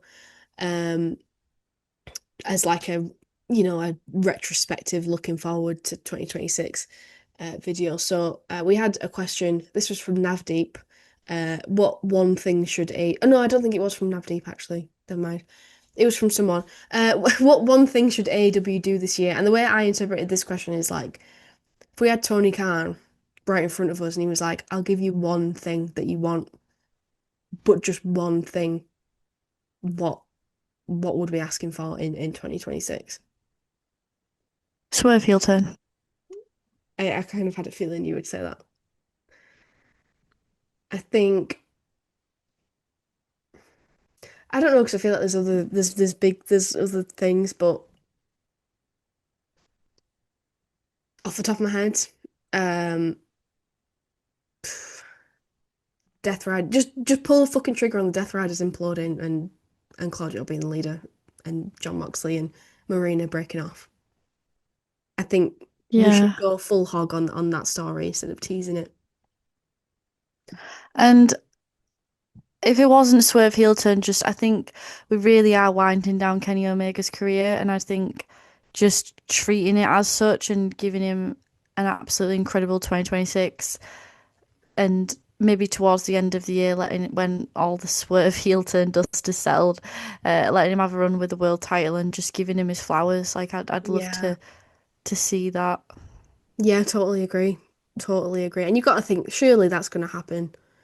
Because you know what you know what You'd they're like hope. when people come to the end of their career, they like to give them the flowers. I think that would be very fitting. Okay, I so think I think sorry, at the go on. minute though it's just very like probably a bit hard because I feel like his health is very like up down, so it's like hard to like it feels like Yeah, it's hard anyway to like forward plan any like big feud. So that's kind of why he's like on and off, and then when he is on, he's in like these big multi-man matches, so it's like true. not as conditional on like how he's sort of feeling. So that's my wonder as to why maybe they haven't And also it'd have like to be like a personal choice, wouldn't yeah it? Like, okay, my yeah career is going absolutely to end. And I suppose with his health being quite, like volatile, it, I guess he's probably got that hope of like, okay, it's not, I can still keep on going.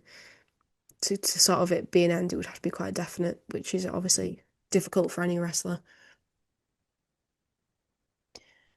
Okay, next question. Which five wrestlers would you invite to your homes for Christmas dinner? What a great I question. found this quite hard because five is a lot of people. It's quite a lot. I'd bring Mick Foley because he's a proper Christmas boy. He's got the Christmas tism. He's got like a Christmas room, and I remember I just watched it in a show once. It was like one of those like weird shows back in the day, and he had like a Christmas room, and it always, and then obviously he calls Dawn Noel. Like he's really hyper Yeah. fixated on Christmas, so I feel like you need him there. I feel like I'd invite Jurassic Express because at the TV taping they were like dressed in Santa Oh hats my God. Yeah. and throwing presents out, which some people fought over, which was a bit cringe for those people. Oh my God. Um, and I would invite Tony Storm because I feel like she'd be great on for like the table, like when she's got like a bit of Bucks Fizz in her. I feel like she'd start something.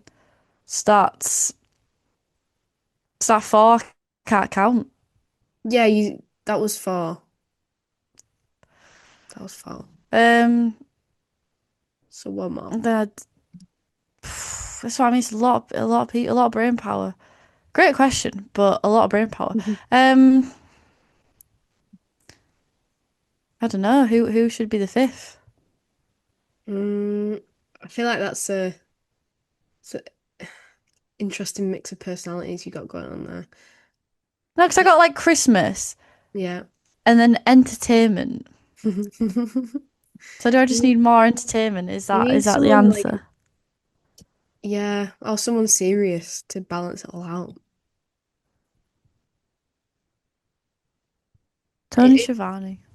I feel like he'd make me I, feel safe. that's yes, what a great one. And when he was in Manchester, there's something so warm about him. He gives off like He did. He granddad came to the vibes. Christmas markets in Manchester. He Yeah. was saying, How sweet is that? yeah. Um, okay, who would I invite? I think I'm just thinking like who would I be the most compatible with and who would just bring the good times. So I would invite Hallie Cameron, Willow Nightingale, um, Tony Storm. I know I'm copying your answer there, but it's got to be done. Um, and why oh God, I now know what you mean. Your mind just suddenly goes blank, doesn't it? Yeah. Should have Um, prepped. yeah, Mina Shirakawa, and Okay. then for a bit of, we've got a lot of happy people there. Just for a bit of balance, I'd invite Marina Shafir as well to sort of bring the mood down a little bit. Just Shit. I was thinking yeah, about inviting Don Callis. yeah, actually, like the whole You know Doncaster what? family, that would be good. Do you know what? I might just invite the most controversial people. I might have Vince Russo, Eric Bischoff, Jim Cornette. Yeah, just have everyone like Meltzer. that. Meltzer. How many is that? Four. Yeah, I think you said four. And then Tony Khan. I feel like they'd all get along really Oh, well I'd and there'd be love, no yeah, conflict of opinions. that was the other direction I was going in, like just have Tony Khan and people who are in charge and butter them up to do things that you want. Oh. Yeah, that would be the most interesting though, your one. Okay, what's the next question? Maybe a prediction of the first new champion of 2026. I guess you could include what might happen at World's End. I feel like Oh. you've kind of covered that when you talked about Swerve and what you think's going to happen there. Yeah. Yeah, we did the men's a lot, didn't we? Women's, I mean, we've talked about this extensively on the podcast that I think Mercedes will win it at some point next year. I think she'll lose everything Hmm. to gain the world title. Yeah. The tag belts, I don't know. I don't know whether they're gonna do like a private party where, this team who's on the upper gets it and then they're just annihilated by a powerhouse. Mm. Because if Athena and Mercedes are going for it, then it feels like, but which would also be really cool because and if they won the belts, then you could tell Mercedes losing her belts more in the spotlight, because you could be like, oh well, it's all your fault, Athena, because I'm having to do all this, and then Athena's getting pissed off at her because she's like, you got too many commitments, you can't handle it. So then you could kind of play out losing the belts a bit more. So I think that'll sort of happen. The national title will dwindle into further irrelevancy if that's even possible. The shit show of whatever the fuck they're doing with the Continental and International thing, I don't have a fucking clue. The TNT title. About them. I don't know, but I like what they're doing with the TNT title. I like how Matt Briscoe won it, and I hope Yeah. they just aren't afraid to pass it around. Like, yeah, give it to a Kevin Knight, give it to a Speedball. I Oh hope it yeah. becomes like a proper mid card belt and not just held on by one Not just an person. Because I feel like that accessory. happens with a lot. It happens a lot with mid card belts. I feel like in AEW, and I don't think they understand. They think holding on to the belt for long. People in general have this perception that holding on to the belt for longer makes you more legit, Mm. which can be the case, but it's not the case for everyone. And sometimes you can get a lot out of like hot potato in it about a bit. I think that's quite exciting. I think you're right. I think that it doesn't always equal good reign just because it was long. So Mm. I love that idea of maybe a speedball Mike Bailey winning the TNT. Um, yeah, I don't know if there's maybe something with. I hope that they do something with Athena, like okay, so maybe her and Mercedes win the women's tag, and then do they maybe fall apart, and then she goes after the TBS championship, maybe. I would quite enjoy that. And yeah, my mind's pretty much blank on all the other ones. But I feel like we've addressed some predictions for 2026 throughout the video. Um, so hopefully you'll let us get away with not fully answering your question on that one. Um, and then finally, someone asked, what changes about AEW have you liked this year, like how they booked the show, etc., and are there any that need to go in the bin in 2026? So this person says, I would like them to move away from six-man party tags a bit. It was a good way to reset the show, re-establish which wrestlers are your new core cast, but I would like more singles matches, 2v2 tags mixed in for 2026. Maybe more unused non-pay-per-view coded stipulation matches on TV, like Submission, First Blood, Pure Rules, 2 out of 3 falls, when justifiable. Um, I mean, there's quite a lot to unpack there. I quite like the idea of more like varied types of matches, but I'm not sure would would that fit on TV. I'm not sure. I feel like there may be pay-per-view things. But I guess this is sort of like our chance to reflect on on the year that's gone by in general. What did we like about it? I mean, I like how we've had I think you said at the start, like main characters who we've stuck with, and we've had like that core cast, and I feel like that's worked really well. I feel like some of the changes that you didn't maybe we don't like. We don't need all these new belts. The way they've tried to reshuffle that hasn't really worked out. We've just seemed to have ended up with more belts than what we started with when we already had too many. Uh, Oh my God, I'm, trade exchange. I'm gonna I stop. give you less belts, and in return, I give you more belts. Yeah, Tony Khan, that sounds about right. Yeah, I mean, I did a bit of reflecting earlier. The question's gone, so now I'm like trying to Do you want me to remember. put it back up? Sorry, is that not helpful? No, I'm just stupid. I need No, they were visual just aids. asking what changes about AEW have you liked this year, and are there any changes that need to go in the bin? Um, and then they were talking about the multi-man matches with the yeah. Yeah.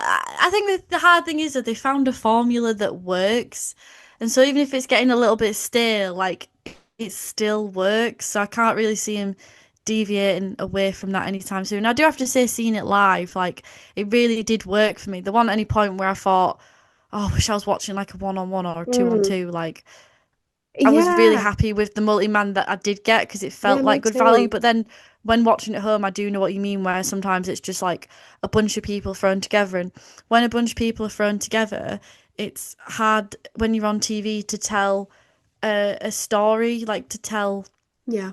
to do different angles and stuff. So I totally see what you mean, but being realistic, I just don't know whether that will be changed because yeah, it's working and it's worked. So they probably won't knock it until people are absolutely outraged about it. I think I don't know because like back in the day, we always used to say like the best thing for a reformat, especially during CM Punk days, was like a brand split. But I can't realistically see that coming in the foreseeable because they'd never Mm, dilute the stars away from Dynamite. Like they need no. not to AW lack star power, but they've done a really good job building up the core on there. So Yeah. they need to kind of keep that up. Yeah. Um, I just I just like to see like more storylines being deepened. I'm happy with the storylines that we have. I don't think AW has no storylines. I think Yeah. they're in a really good place right now, and I can't wait. I think they've done so much groundwork with. I know I have my fantasy booking of Swerve, but just the top dudes at the minute, like Osprey, Swerve, Hangman, Hmm. Joe, like they've laid MGF, they've laid such good groundwork that no matter what combination they do, it'll be interesting. So I just hope they keep digging deeper. I don't feel like we need to bring anyone into the main title Mm. scene.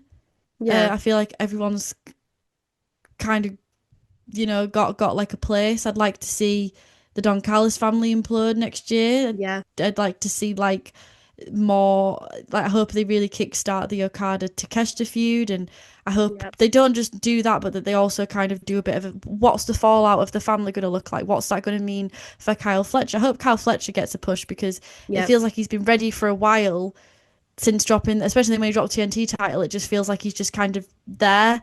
So I hope something good comes for Kyle Fletcher. I don't know in what form. Maybe. And I said don't bring him up, but maybe in the form of like Osprey, maybe like their feud. And he's like, "Did you forget about me?" Oh Maybe that's yeah. how you bring Kyle Fletcher up. Yeah. Um, they're doing a really good job with the women's division. I hope that they don't drop the ball with the women's tag team. Uh, and the men's tag team has been doing pretty well. I hope they retire the trios belt. There's absolutely no Oh need yeah. for it. Yeah. Yeah, that's just some of my opinions anyway. Yeah, I agree with all of your opinions there. I think it's interesting to think about the fact that we've got so many of the main players currently out on injury or have only just returned, for example, MJF, but it doesn't feel like the main event picture has been bare or anything like that. And I think that's proof of what you said about like the groundwork's being laid and a really strong main event picture of like interesting people who work really well together. It doesn't matter like what combination of them you have, it'll be interesting no matter what. Um, Yeah. was there anything you wanted to add on to that, or was that everything? No, that was everything.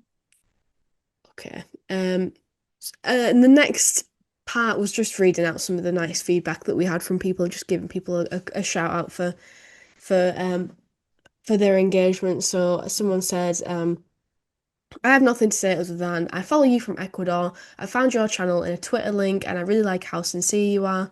Um, whether you do things well or not, AEW, that's my favorite company. You just say it, and I like that because not everything can be perfect. Thank you so much. Yeah, we do try and be balanced in our approach, so we really, really do appreciate that. Someone said, love Estelle's new Elsa hair. PS Oh, Hey from thank you. Jasmine. Hello, Jasmine, our good friend. Thank Hello. you. Thank you for listening. Oh, and guess what? Discuss Samoa Joe. I, I really hope we have satisfied your desire to listen to us talk about Samoa Joe. I hope we've done it enough in this episode for you. Watch an Samoa Joe episode. kink. Someone said, watch an episode of Vince Russo's JCW or maybe some of the big shows from AEW's partner promotions, whatever floats your boat. And similarly, someone else said, watch one episode of SmackDown with no fast forwarding or skipping. That might be too difficult, Chief. I'm not going to lie. Yeah, that's like FBI torture tactics, man. That's how like they get me to open up. But didn't we say at the start we might go explore things like Yeah, this? fit laugh. Fit laugh, we might. And I might if I do that, there will probably be a bit of alcohol involved. Um, Oh, that but would be fun. but yeah, no, I'm open to watching all these things and try and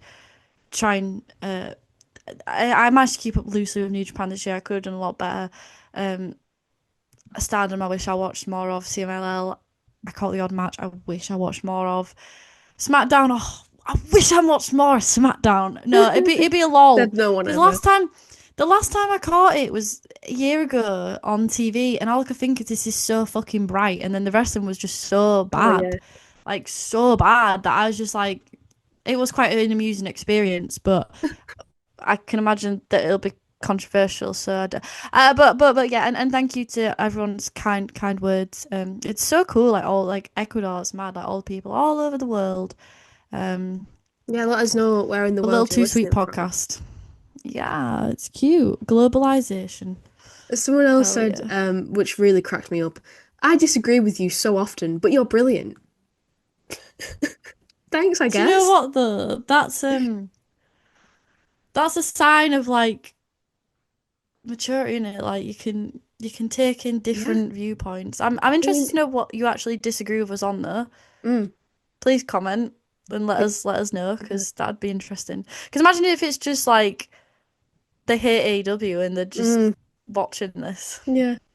But I think, But yeah, unlike most wrestling fans, you clearly have critical thinking skills in the way that you're able to engage with something, even if you disagree with it. So thank you. Thank you for listening, regardless of the fact that you disagree with us so often. Uh, we're so, just rage bit. It's just rage bit, baby. yeah. Someone put, I love the special episodes and interviews, especially is wrestling working class. As a relatively new wrestling fan, I really like hearing about the history and social/class dynamics. Uh, Someone else said, I'm grateful for this show because it gives me an entertaining way to keep up to date with the parts of the week-to-week product that may not have interested me if I watched it myself. You're really good at analysing the subtext of the show, so I feel like I'm following along for the pay-per-views and the parts that do interest me. Um, I know watch-alongs are hard with time zones and everything, but maybe you could try uploading a video where you watch pay-per-view together and have the timestamp of the video up. That way people could watch the pay-per-view with you. Yeah, I think that's an interesting idea. It's a little bit difficult for like logistically. Estelle and I, we don't live close to each other, but I do think that would be Maybe really fun if we could make it one time happen. we could do it. Hmm. I think we could commit to like one time and we could pick a pay-per-view and I could come round to yours and we could watch it live. I think we could do it. We Yeah. just need to put things in a diary, and that's a Lucy and Estelle private conversation. But that you have all inspired me to do that to forward planning, which I've never thought to do. I'm not a planner, but I think if we're like this is this, we actually do it. But if we're just like we might, yeah, that's cool. We'll never do it. Yeah, So, exactly. but Yeah, yeah, thank you for that suggestion. I do like that as an idea. I think it would probably I think I would enjoy it. I remember from like being in university and stuff when we'd watch yeah, we pay-per-views used to watch together. stuff. It's just so much more fun when you're doing it with someone else. It keeps you awake, you're laughing and stuff, and I can imagine that that would be fun. And like, quite a few people have asked us about doing live streams, and I don't know if that's I don't even know how. I've never ever done anything like that before, so I don't know how that would go Just do it if on that's YouTube. possible. But yeah, I think you can just do it on YouTube, can't you? I think that would be really quite a fun thing to do. But yeah, we just need to sit down and plan out our diary, don't we? And a few people have said more interviews, more vlogs, and that's certainly things that we're always wanting to do more of. So yeah, I think that's everything that. Oh, someone said it would be wild if you could get an AEW press pass for a pay-per-view in London. That Yes, cracked me up. I It would be agree. wild. It would be I don't wild. think we're anywhere near. But yeah, manifest it, baby. Who Yeah, knows? One day. yeah, definitely a goal to have. It's always good to have goals. And someone Yeah. else also made a suggestion for like a pay-per-view predictions point system where it's like you have numbers 1 to 9 and you put 9 points on the like you bet 9 points on the one you're most confident on. The way that happened made it look like you just fell over. Are you good? No, yeah, I'm all good. Um, and then you put 1 point on the one you're least confident in and vice versa, like one to 9, and then you not ended up like with a draw, which I think is maybe a good idea if that sounds Yeah, good. I'd really like to do that once a month, have a form and everyone has like you have a name, you have a nickname, uh Mo Lester. What Some else is Joe there? Love. Like Samoa Joe Lover. I'm trying to think of like the crazy Kahoot names back in the day. But anyway, It's not relevant. You don't need to have a weird name. But we follow it along, and then by the end of the year, when we do our app next year, we do like a giveaway. I think that'd be so Oh sick. yeah, so like including viewers and that, yeah. Everyone, Yeah. everyone doing it. I'm so shit at predictions, but because I just think what I would do, and that's not usually what happens. But yeah, I think we should do that. That'd be real fun. There's so many things to add to our spreadsheet of things we want to do, but it's really good. It's really great that we've got so much interest in different things in 2026. Well, to finish up the video, we have a couple of fun games planned, and we also have a very special segment to end, which you're going to want to stick around for, trust me.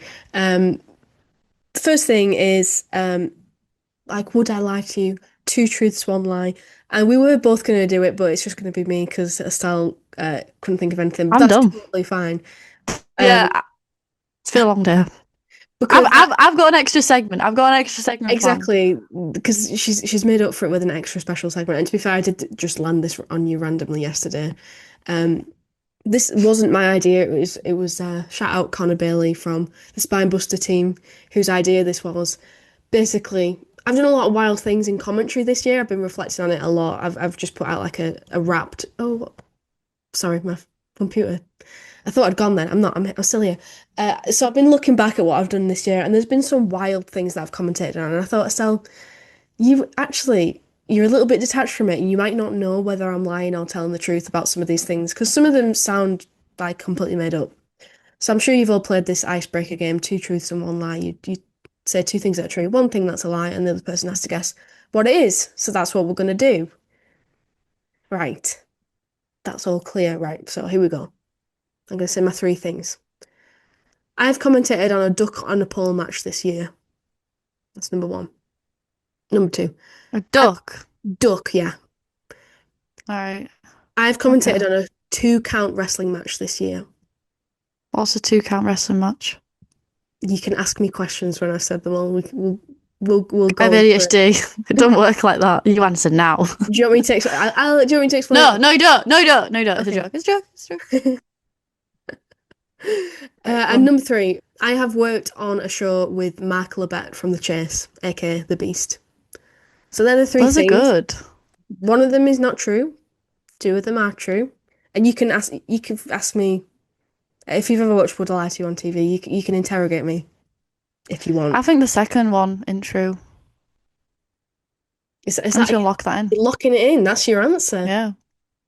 I think right. I'll explain. I think the duck on the pole thing is like it's going to be like a wrestler dressed as a duck. So I don't think it's as crazy as it sounds.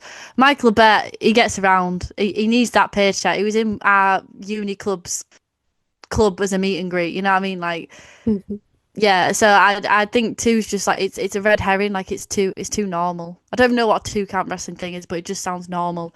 So that's why I'm going for that. Okay, you've locked it in. Well, I'm sorry to say you are incorrect. I actually have commentated on a What? 2 count wrestling match this year, so I'll go through them. So the duck on a pole match was just a really daft, like it was a rubber duck on a pole.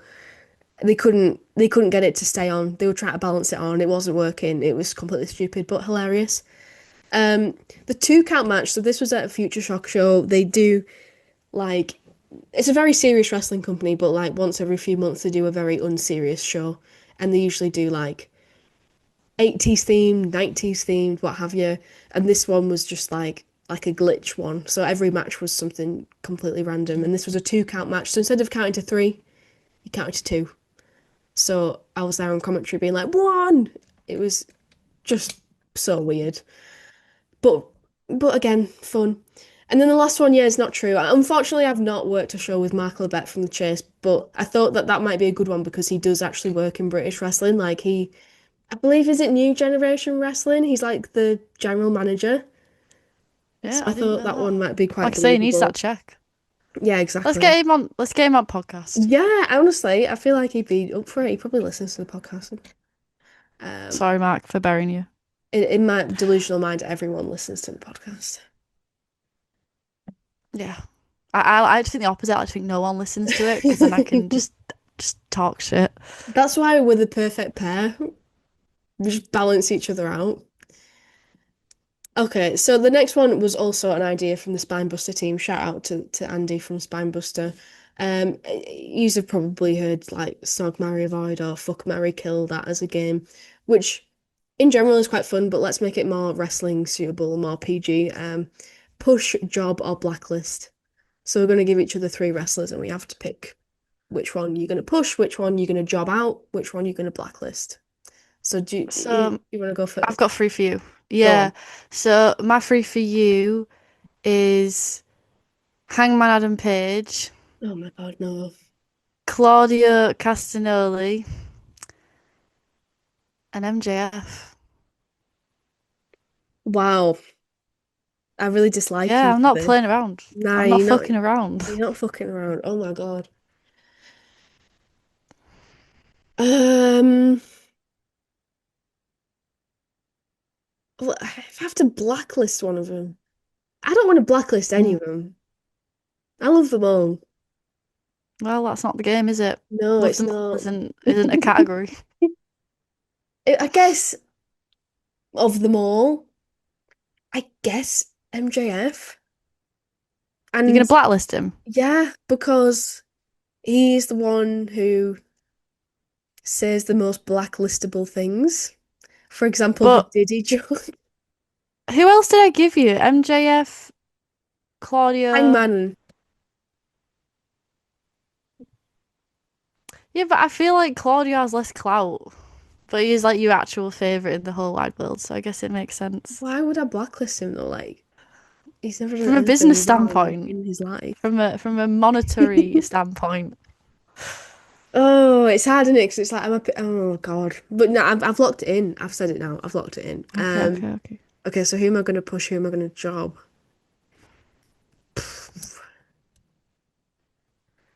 Hangman Adam Page he's had his chance. I'm going to job him out. I'm going to push Claudio. Fuck off. See what That's like happens. the worst outcome that could possibly. We're just going to see what happens. If he flops, then he flops. It's fine. We're just going to go with it. See how it goes. That's Okay. it. That's my answer. Okay. I love Can how I give you can I give you a fuck marry kill? yeah, sure, why not? Okay, my fuck marry kill for you is I ain't thought of a third person, so I'll do that. I'll do that now. Um Damn, I thought of two really good people and I ain't thought of a third.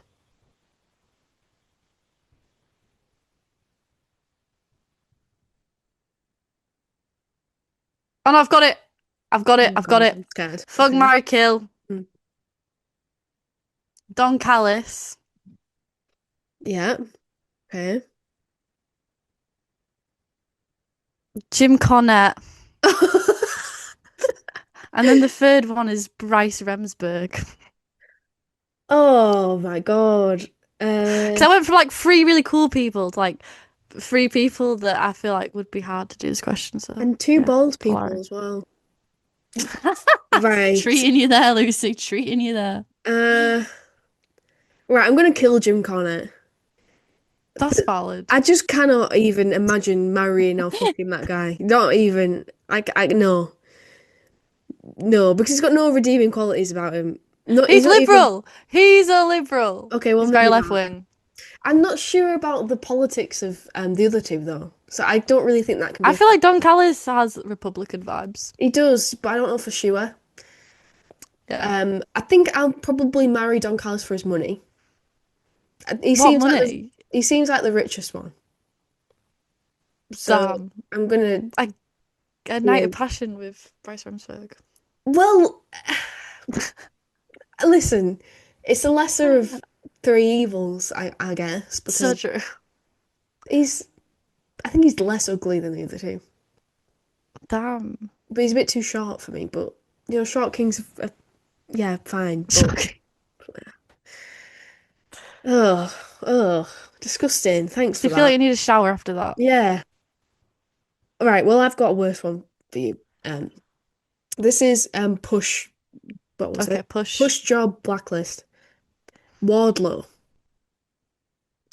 Sammy I Guevara. forgot he existed. I genuinely forgot that he He existed should have been somewhere on until the you said. poll. Wardlow's like, have you guys ever heard of The Game?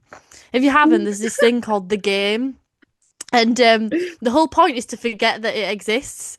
So it doesn't. It's not a real thing. It's just called The Game. So like you live your life and you're like da da da da da, and then a month later you'll read a post and it'll be like The Game, and it's like you've remembered the game, and so you lose it. And then the game is to forget that you're playing the game. That's what Wardlow is to me. Is the game. And you have just lost the game. You are Yeah. welcome.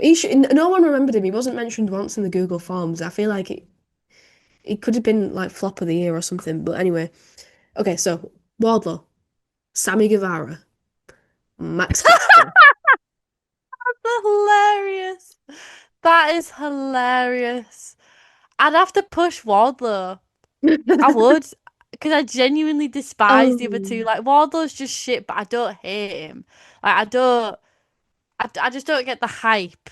Like it's just a meme. Do you know what I mean? But like the other two, blacklist. I'd have to blacklist Sammy Guevara. It just comes down to hatred, and I cannot stand him. Like no, and then a push. See, I think Max Caster, if he had me booking him, I think I could redeem him. you Because could he's fix in him. ring, yeah, I could fix him. In ring, like the talent is there and the charisma's there and he can rap. He just needs someone to hone it a little bit. So I think I could steer that ship into steady waters. Okay, so you're pushing Max In Caster. fact, no, I'm actually swapping it round. I'm gonna push Max Caster because Max Caster has more potential than Wardlow, which I know is controversial, but I think he's got more. He's got more of the tools. He may not be the What, you five-tool player, might but call him he's a got the five-tool tools there. player. He's a four-tool player. I think I could bring it back. Okay, so you're pushing Max Caster, you're blacklisting Sammy Guevara, and you're jobbing out Wardlow. Yeah, and I'm Sounds good. totally happy with that decision. I think that was the best outcome. Okay, fuck, marry, kill. The same three people. It's just impromptu. Oh, who's it going to be? The same three people. The same. hmm Well, I don't know because Ward, like, he is handsome, but he's like constantly like doing like the Riz face. It's like a bit much, and like he's like overly handsome. You know what I mean? Like It's a bit too perfect. he's a bit too perfect. But then like Jesus Christ, the other two, we'll see. It's just chaos. The other two. I mean, Sammy Guevara. Oh my gosh, no, just not even. I'm not saying he's ugly because that's really mean, but like. Sammy Guevara, just his face just makes me angry, and Yeah, I I feel just don't you. think that's good. So I guess I'd have to kill Sammy Guevara. As sad as that is, it would do me no. I'd get no pleasure out of that. And I guess me and Max Caster we're gonna have to get it on. I'll take it on for the team, guys. And then I guess I'm marrying the most perfect man in the world, Wardlow. He Yeah. seems he's nice to look at, I suppose, but it seems like he's got a really dull personality. And I feel like he'd have a nice personality. So I just need to know more about these wrestlers to make a truly informed decision on fuck, marry, kill. But No, you just got to project. I think we made some good choices there. That was fun. Yeah. Yeah. However, So it's not done. The video's not over. I feel like we mentioned this on the podcast a long time ago. last year, Mm, or like, we said we'd do it for a special episode, and then we never did. yes, of course, we are talking about reading out Estelle's fan fiction that was written. How old were you when you wrote this? Oh, I would have been 11. So I would have been year 11? 7. And I don't know what grade that is in American school system. Makes no sense to me. But I would just have, yeah, I would just have turned 11. I was a wee baby. And Used to write a lot of fan fiction. so was this published online? Yeah. Fuck yeah. I also wrote Yeah. and published fan fiction at that age. Yeah, and quizzes. I used to love doing quizzes, Oh and my God, we used to Quizilla. do all. The way we used to do it was really fun, actually. Like I do look back fondly on this time of my life. So they were all girls as well. I mean, you'd hope it could be a 40-year-old man online. But the whole thing was you would. This isn't this. This is a different thing. But you would be like WWE high school version. So Yes. you'd have to create an OC, which is an original character. So you'd have name, and there'd always be a nepo baby. Always be nepo baby. Oh So it'd be yeah. like Triple H's daughter. Yeah. Um, and then like they'd have a crush. Corey Graves was always the bad boy in the story. He was always the bully. And yeah, and then like you'd write a story, and then what we'd do is so one person would host the fan fiction, and everyone else would submit their forms in, and then their characters would be chosen, and then you'd write the fan fiction with the characters that all these people had created. So it was quite a cute time, but I yeah, love stuff like that. I do look back on things like that with fondness. It was so creative, wasn't it? And it you see was the quizzes where it unreal. was like, oh, pick your favorite this, pick your favorite that, and then gives you a whole fan fiction at the end, like depending on what you chose. Oh my God, love stuff like that. I wrote a fan fiction where I was William Regal's daughter, so the nepo thing was That's huge. that's so random, but I rate that. Back Yeah, when like he was peaking NXT, he was like running it, so I your think it was character even was before. Oh yeah, maybe it was. I'm not sure. I can't really remember, but I think I just picked him because he was like a British dude, and I was like, well, I'm British, and yeah, whatever. self-insert. Yeah. Um, So I am dying to hear this, please. yeah, so the context for this fanfiction was it was nothing like that. This I was going out with the genre. I was doing my own story, baby. So this had no season. And this story, which was called Unheard, and it had a graphic of Caitlyn, because it's got the Oh, most random ass characters in. If you remember Caitlyn, yeah, and yeah. she's on like the diva title, and it says Unheard in red, and it's a murder mystery but I never worked out who the murderers were, and I never finished it, so it just kept carrying on. So at this point, they've just gone backstage and Big E is there. Because I'm not going to read out the whole fanfiction. I've just got screenshots of the funniest moments. So I'll pad it out with some context and then I'll read out the passage. Yeah. So at this point, Sounds Big good. E is on the floor dead. Right. Whoa. What? Are you played into it? Yeah. Do you mean Okay, Biggie's right. dead? Yeah, Big E of all the people, right, Big E said, right. Whoa, he's a good actor. Greatest segment, said Miz, clapping Dolph on the back. That was no segment, AJ said, wiping the tears from her eyes. Big E, he's dead. The words filled the silent room, but Randy Orton turned around. Ha ha, no, he laughed. Good one, AJ. No, honestly, he's dead, said Dolph. Look at you sticking up for her, he laughed. Man, you two really are crazy. She may be crazy, but Biggie is dead. All of you at once must come to Vince McMahon's office, said a worker. This is such a stupid joke, laughed Randy. Look at you getting professional actors. You really have lost it.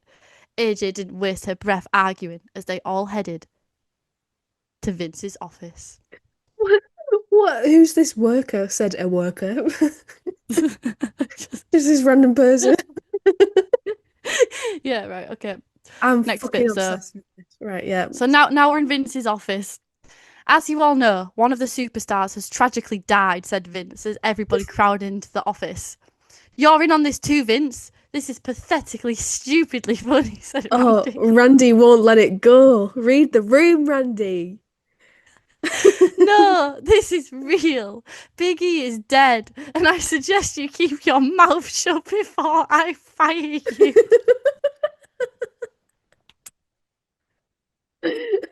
Randy Orton's gonna Shut die up. on this hill. Vince said, and with that, Randy was silent. Oh my God. I'll talk to you all tomorrow, but we must keep this hush hush. People think it's just a storyline at the moment, but if people find out, Biggie died! You can't turn it into a storyline, AJ shrieked. Listen, we'll talk about this more deeper tomorrow. For the time being, I want you to be really careful. Anybody could be the murderer, said Vince. Biggie's body will be buried in a week's time. I'll send out the funeral cards and pay for it myself. What a good person. Wow. It's very generous of you, Vince. No, this next line. This next line. But sir, this is absurd. Surely we should tell the police. Said Yeah. Paige. Where the fuck did What she is come this from? right? We'll talk about this later, Vince shouted over the superstars. Like I said, take care for now. This is all a stupid joke, smirked Randy. Oh, okay. I'm obsessed with this murder mystery. Oh my God. No, and then Vince McMahon said after that, If you think it is a joke, I suggest you go next door and put your hand on Biggie's chest and then come back and tell me this is a joke, said Vince. This is more realer than you've ever known. Now go back to your hotel and we'll talk about this tomorrow. This is more realer than you've ever known. But the context of it is just ridiculous, right? Like, I'm not done either. But the context is ridiculous. Why Biggie of all people? Yeah. Why would they tape it and be like it's a storyline? Yeah. Why wouldn't they just call the police? Is it not like a okay. wound of some kind? Like, do we have He's any been stabbed. clues? Oh, he's been stabbed. Okay. Sorry, I missed Yeah. that part. Right. And Randy Orton's just like, lol, I'm being worked. I'm obsessed with this. It's genius. Okay. This is a letter. Dear the WWE roster, as you all know, this is a letter regarding the death of Mr. Ewan, which is Biggie's real name. You know, Wow. I did research. Oh my God. I have decided that the best thing to do is not to tell anybody about this. All of you must not tell anybody about this. Please make sure you are accompanied everywhere. My main guess is it was just a crazy fan, so we'll be buckling up on security. Kind regards, the chairman of the board, Mr. McMahon. Paige reread the letter again as it didn't make any sense. Why didn't he want to tell anybody? Because he's scared, Caitlin said, as Paige bit her lip. She hadn't realised she had spoke out loud. Scared of what? Paige asked. Scared of being found out and that the WWE will be shut down for good. After all, this is an unsafe working environment, shrugged Caitlin. True that, Caitlin. What a fucking good point. This is right. It's getting dark. It's getting dark. The next chapter is getting dark. Right. Okay.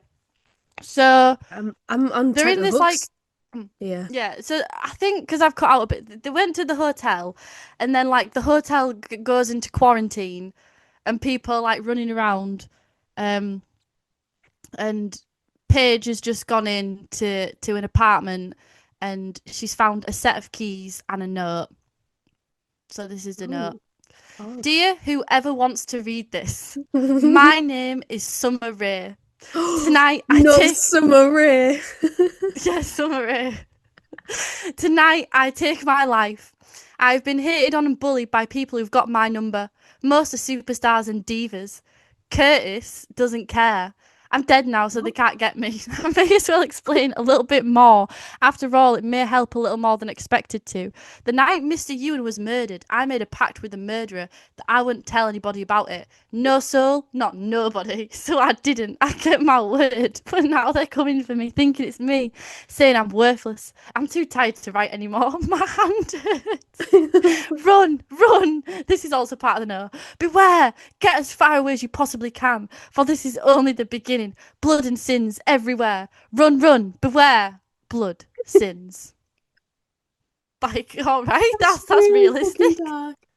That's incredible. Really So let me get this straight. Summer Rae says she's got a pact with the murderer, and then people think that she's the murderer, so now she's going to kill herself. Yeah, because she's getting bullied. Oh my God, right. And my favourite part is during the suicide note, it says, I'm too tired to write anymore, my hand hurts. Yeah. You just know that you were just like, I can't really think of anything else that she would say, so I'm just going to end it here. So, did you at this point know who the murderer was going to be, or no? You just still have no idea. I just kept writing. There was no end. I fucking love that so much. Then there's like a group of them for context for the next part who've like all met up, and they're like, oh, there's clues, like this is all sus, so this is them talking. Well then, John Cena trailed off. Oh, no I way. guess it's up to us to figure this out, said Cody. I guess, said Paige. I don't know. I don't guess. I know, Caitlin said. Let's face it. If any more people die, it could be the end of WWE and us. We could always join TNA, said Paige. WWE's my home. I'm not leaving for that place, said Randy. I agree. I think it's not just about getting another job. The danger could follow us, Caitlin said. But the part that like is just funny about that is like, why is that like the worst thing that could happen to him is joining TNA? Yeah, I know, that's just hilarious. Someone's just been murdered, but I couldn't possibly entertain the idea of going to TNA. Oh my God. Okay. Okay. Yeah, I mean, and then it just all got like a bit crazy. Like Paige was in the hotel, she'd ran away, uh, and then it turned out that AJ was a bit behind it, AJ Lee. What? And then she said, I'll keep this short and sweet. This isn't about a title at all. It's about something much more than that. There are a lot of people inside this murder thing. It's going to turn to a mafia. At this point, I obviously really didn't know what I was writing about. And then AJ's like, I tried to stop them, but they're going to kill all the big guys, and then they'll pick the rest of us off. So did anyone And then, else and then die? I don't know. AJ said I was captured and Dolph was killed. He was shot, and then I was taken here into this apartment. Well, someone was forced into not telling anybody. But I don't know what I'm on about at this point. I really don't. It's like AJ said, fast, running her hands through her hair as Paige tried to keep up love. I don't think anyone could keep up. Yeah, she was forced and then she killed herself, Paige said slowly, hoping that AJ would use her pace. The apartment is special. There's lots of stuff in it that I never knew. Turns out it was a big plan. They're going to take over this hotel and then they're going to close the door and trap us. And like I said, kill us. All of you've got to get out of here. Some have tried to warn us, but we thought nothing of it. But you have to spread the word. Like, damn. I mean, I have to say, you clearly have, even at this stage, it is well written. Yes, the plot is nonsensical, but I mean, I can imagine if I found this when I was a kid, I'd be like commenting like, "Next chapter, please." There's I would just have a loved random it. excerpt. Very well. Every time somebody dies, we'll leave a message on your answer phone. The voice said, "It was pure evil. Who would do this?" Oh my God. Yeah, Natalia died. No. Yeah, man, they were all popping off over that. Oh, this is really Oh my God, yeah. disappointing. So this bit is like Natalia said the voice from the other end. You're kidding me. Because like the voice from the phone is reading out. People said, Natty can't be dead. She just can't, said Caitlin, who was quick to tears. No, I thought it was only boys. No, not Natalia. It's just a Oh. mistake, Paige said, shaking her head and trying her best to comfort Caitlin, who reached for the tissues. Natalia, deceased, said the voice loud and very clear. It was at that moment in time that Paige got it, got what Caitlin was saying. These shock people. Oh yeah, they were called the shock people. That's what I called them. What? Shock the system. Had no mercy. They would kill every one of them. Um, Natalia can't be dead. She just can't, cried Caitlin. This is so wrong. Downstairs is a mess. Furniture piled against the door, weapons everywhere. We ran up and Natalia got shot, Layla said, even though she was lying. What really happened was something she didn't want to admit. How? Paige asked. A gun fired at her. Duh, said Layla. I'm off to have a nap.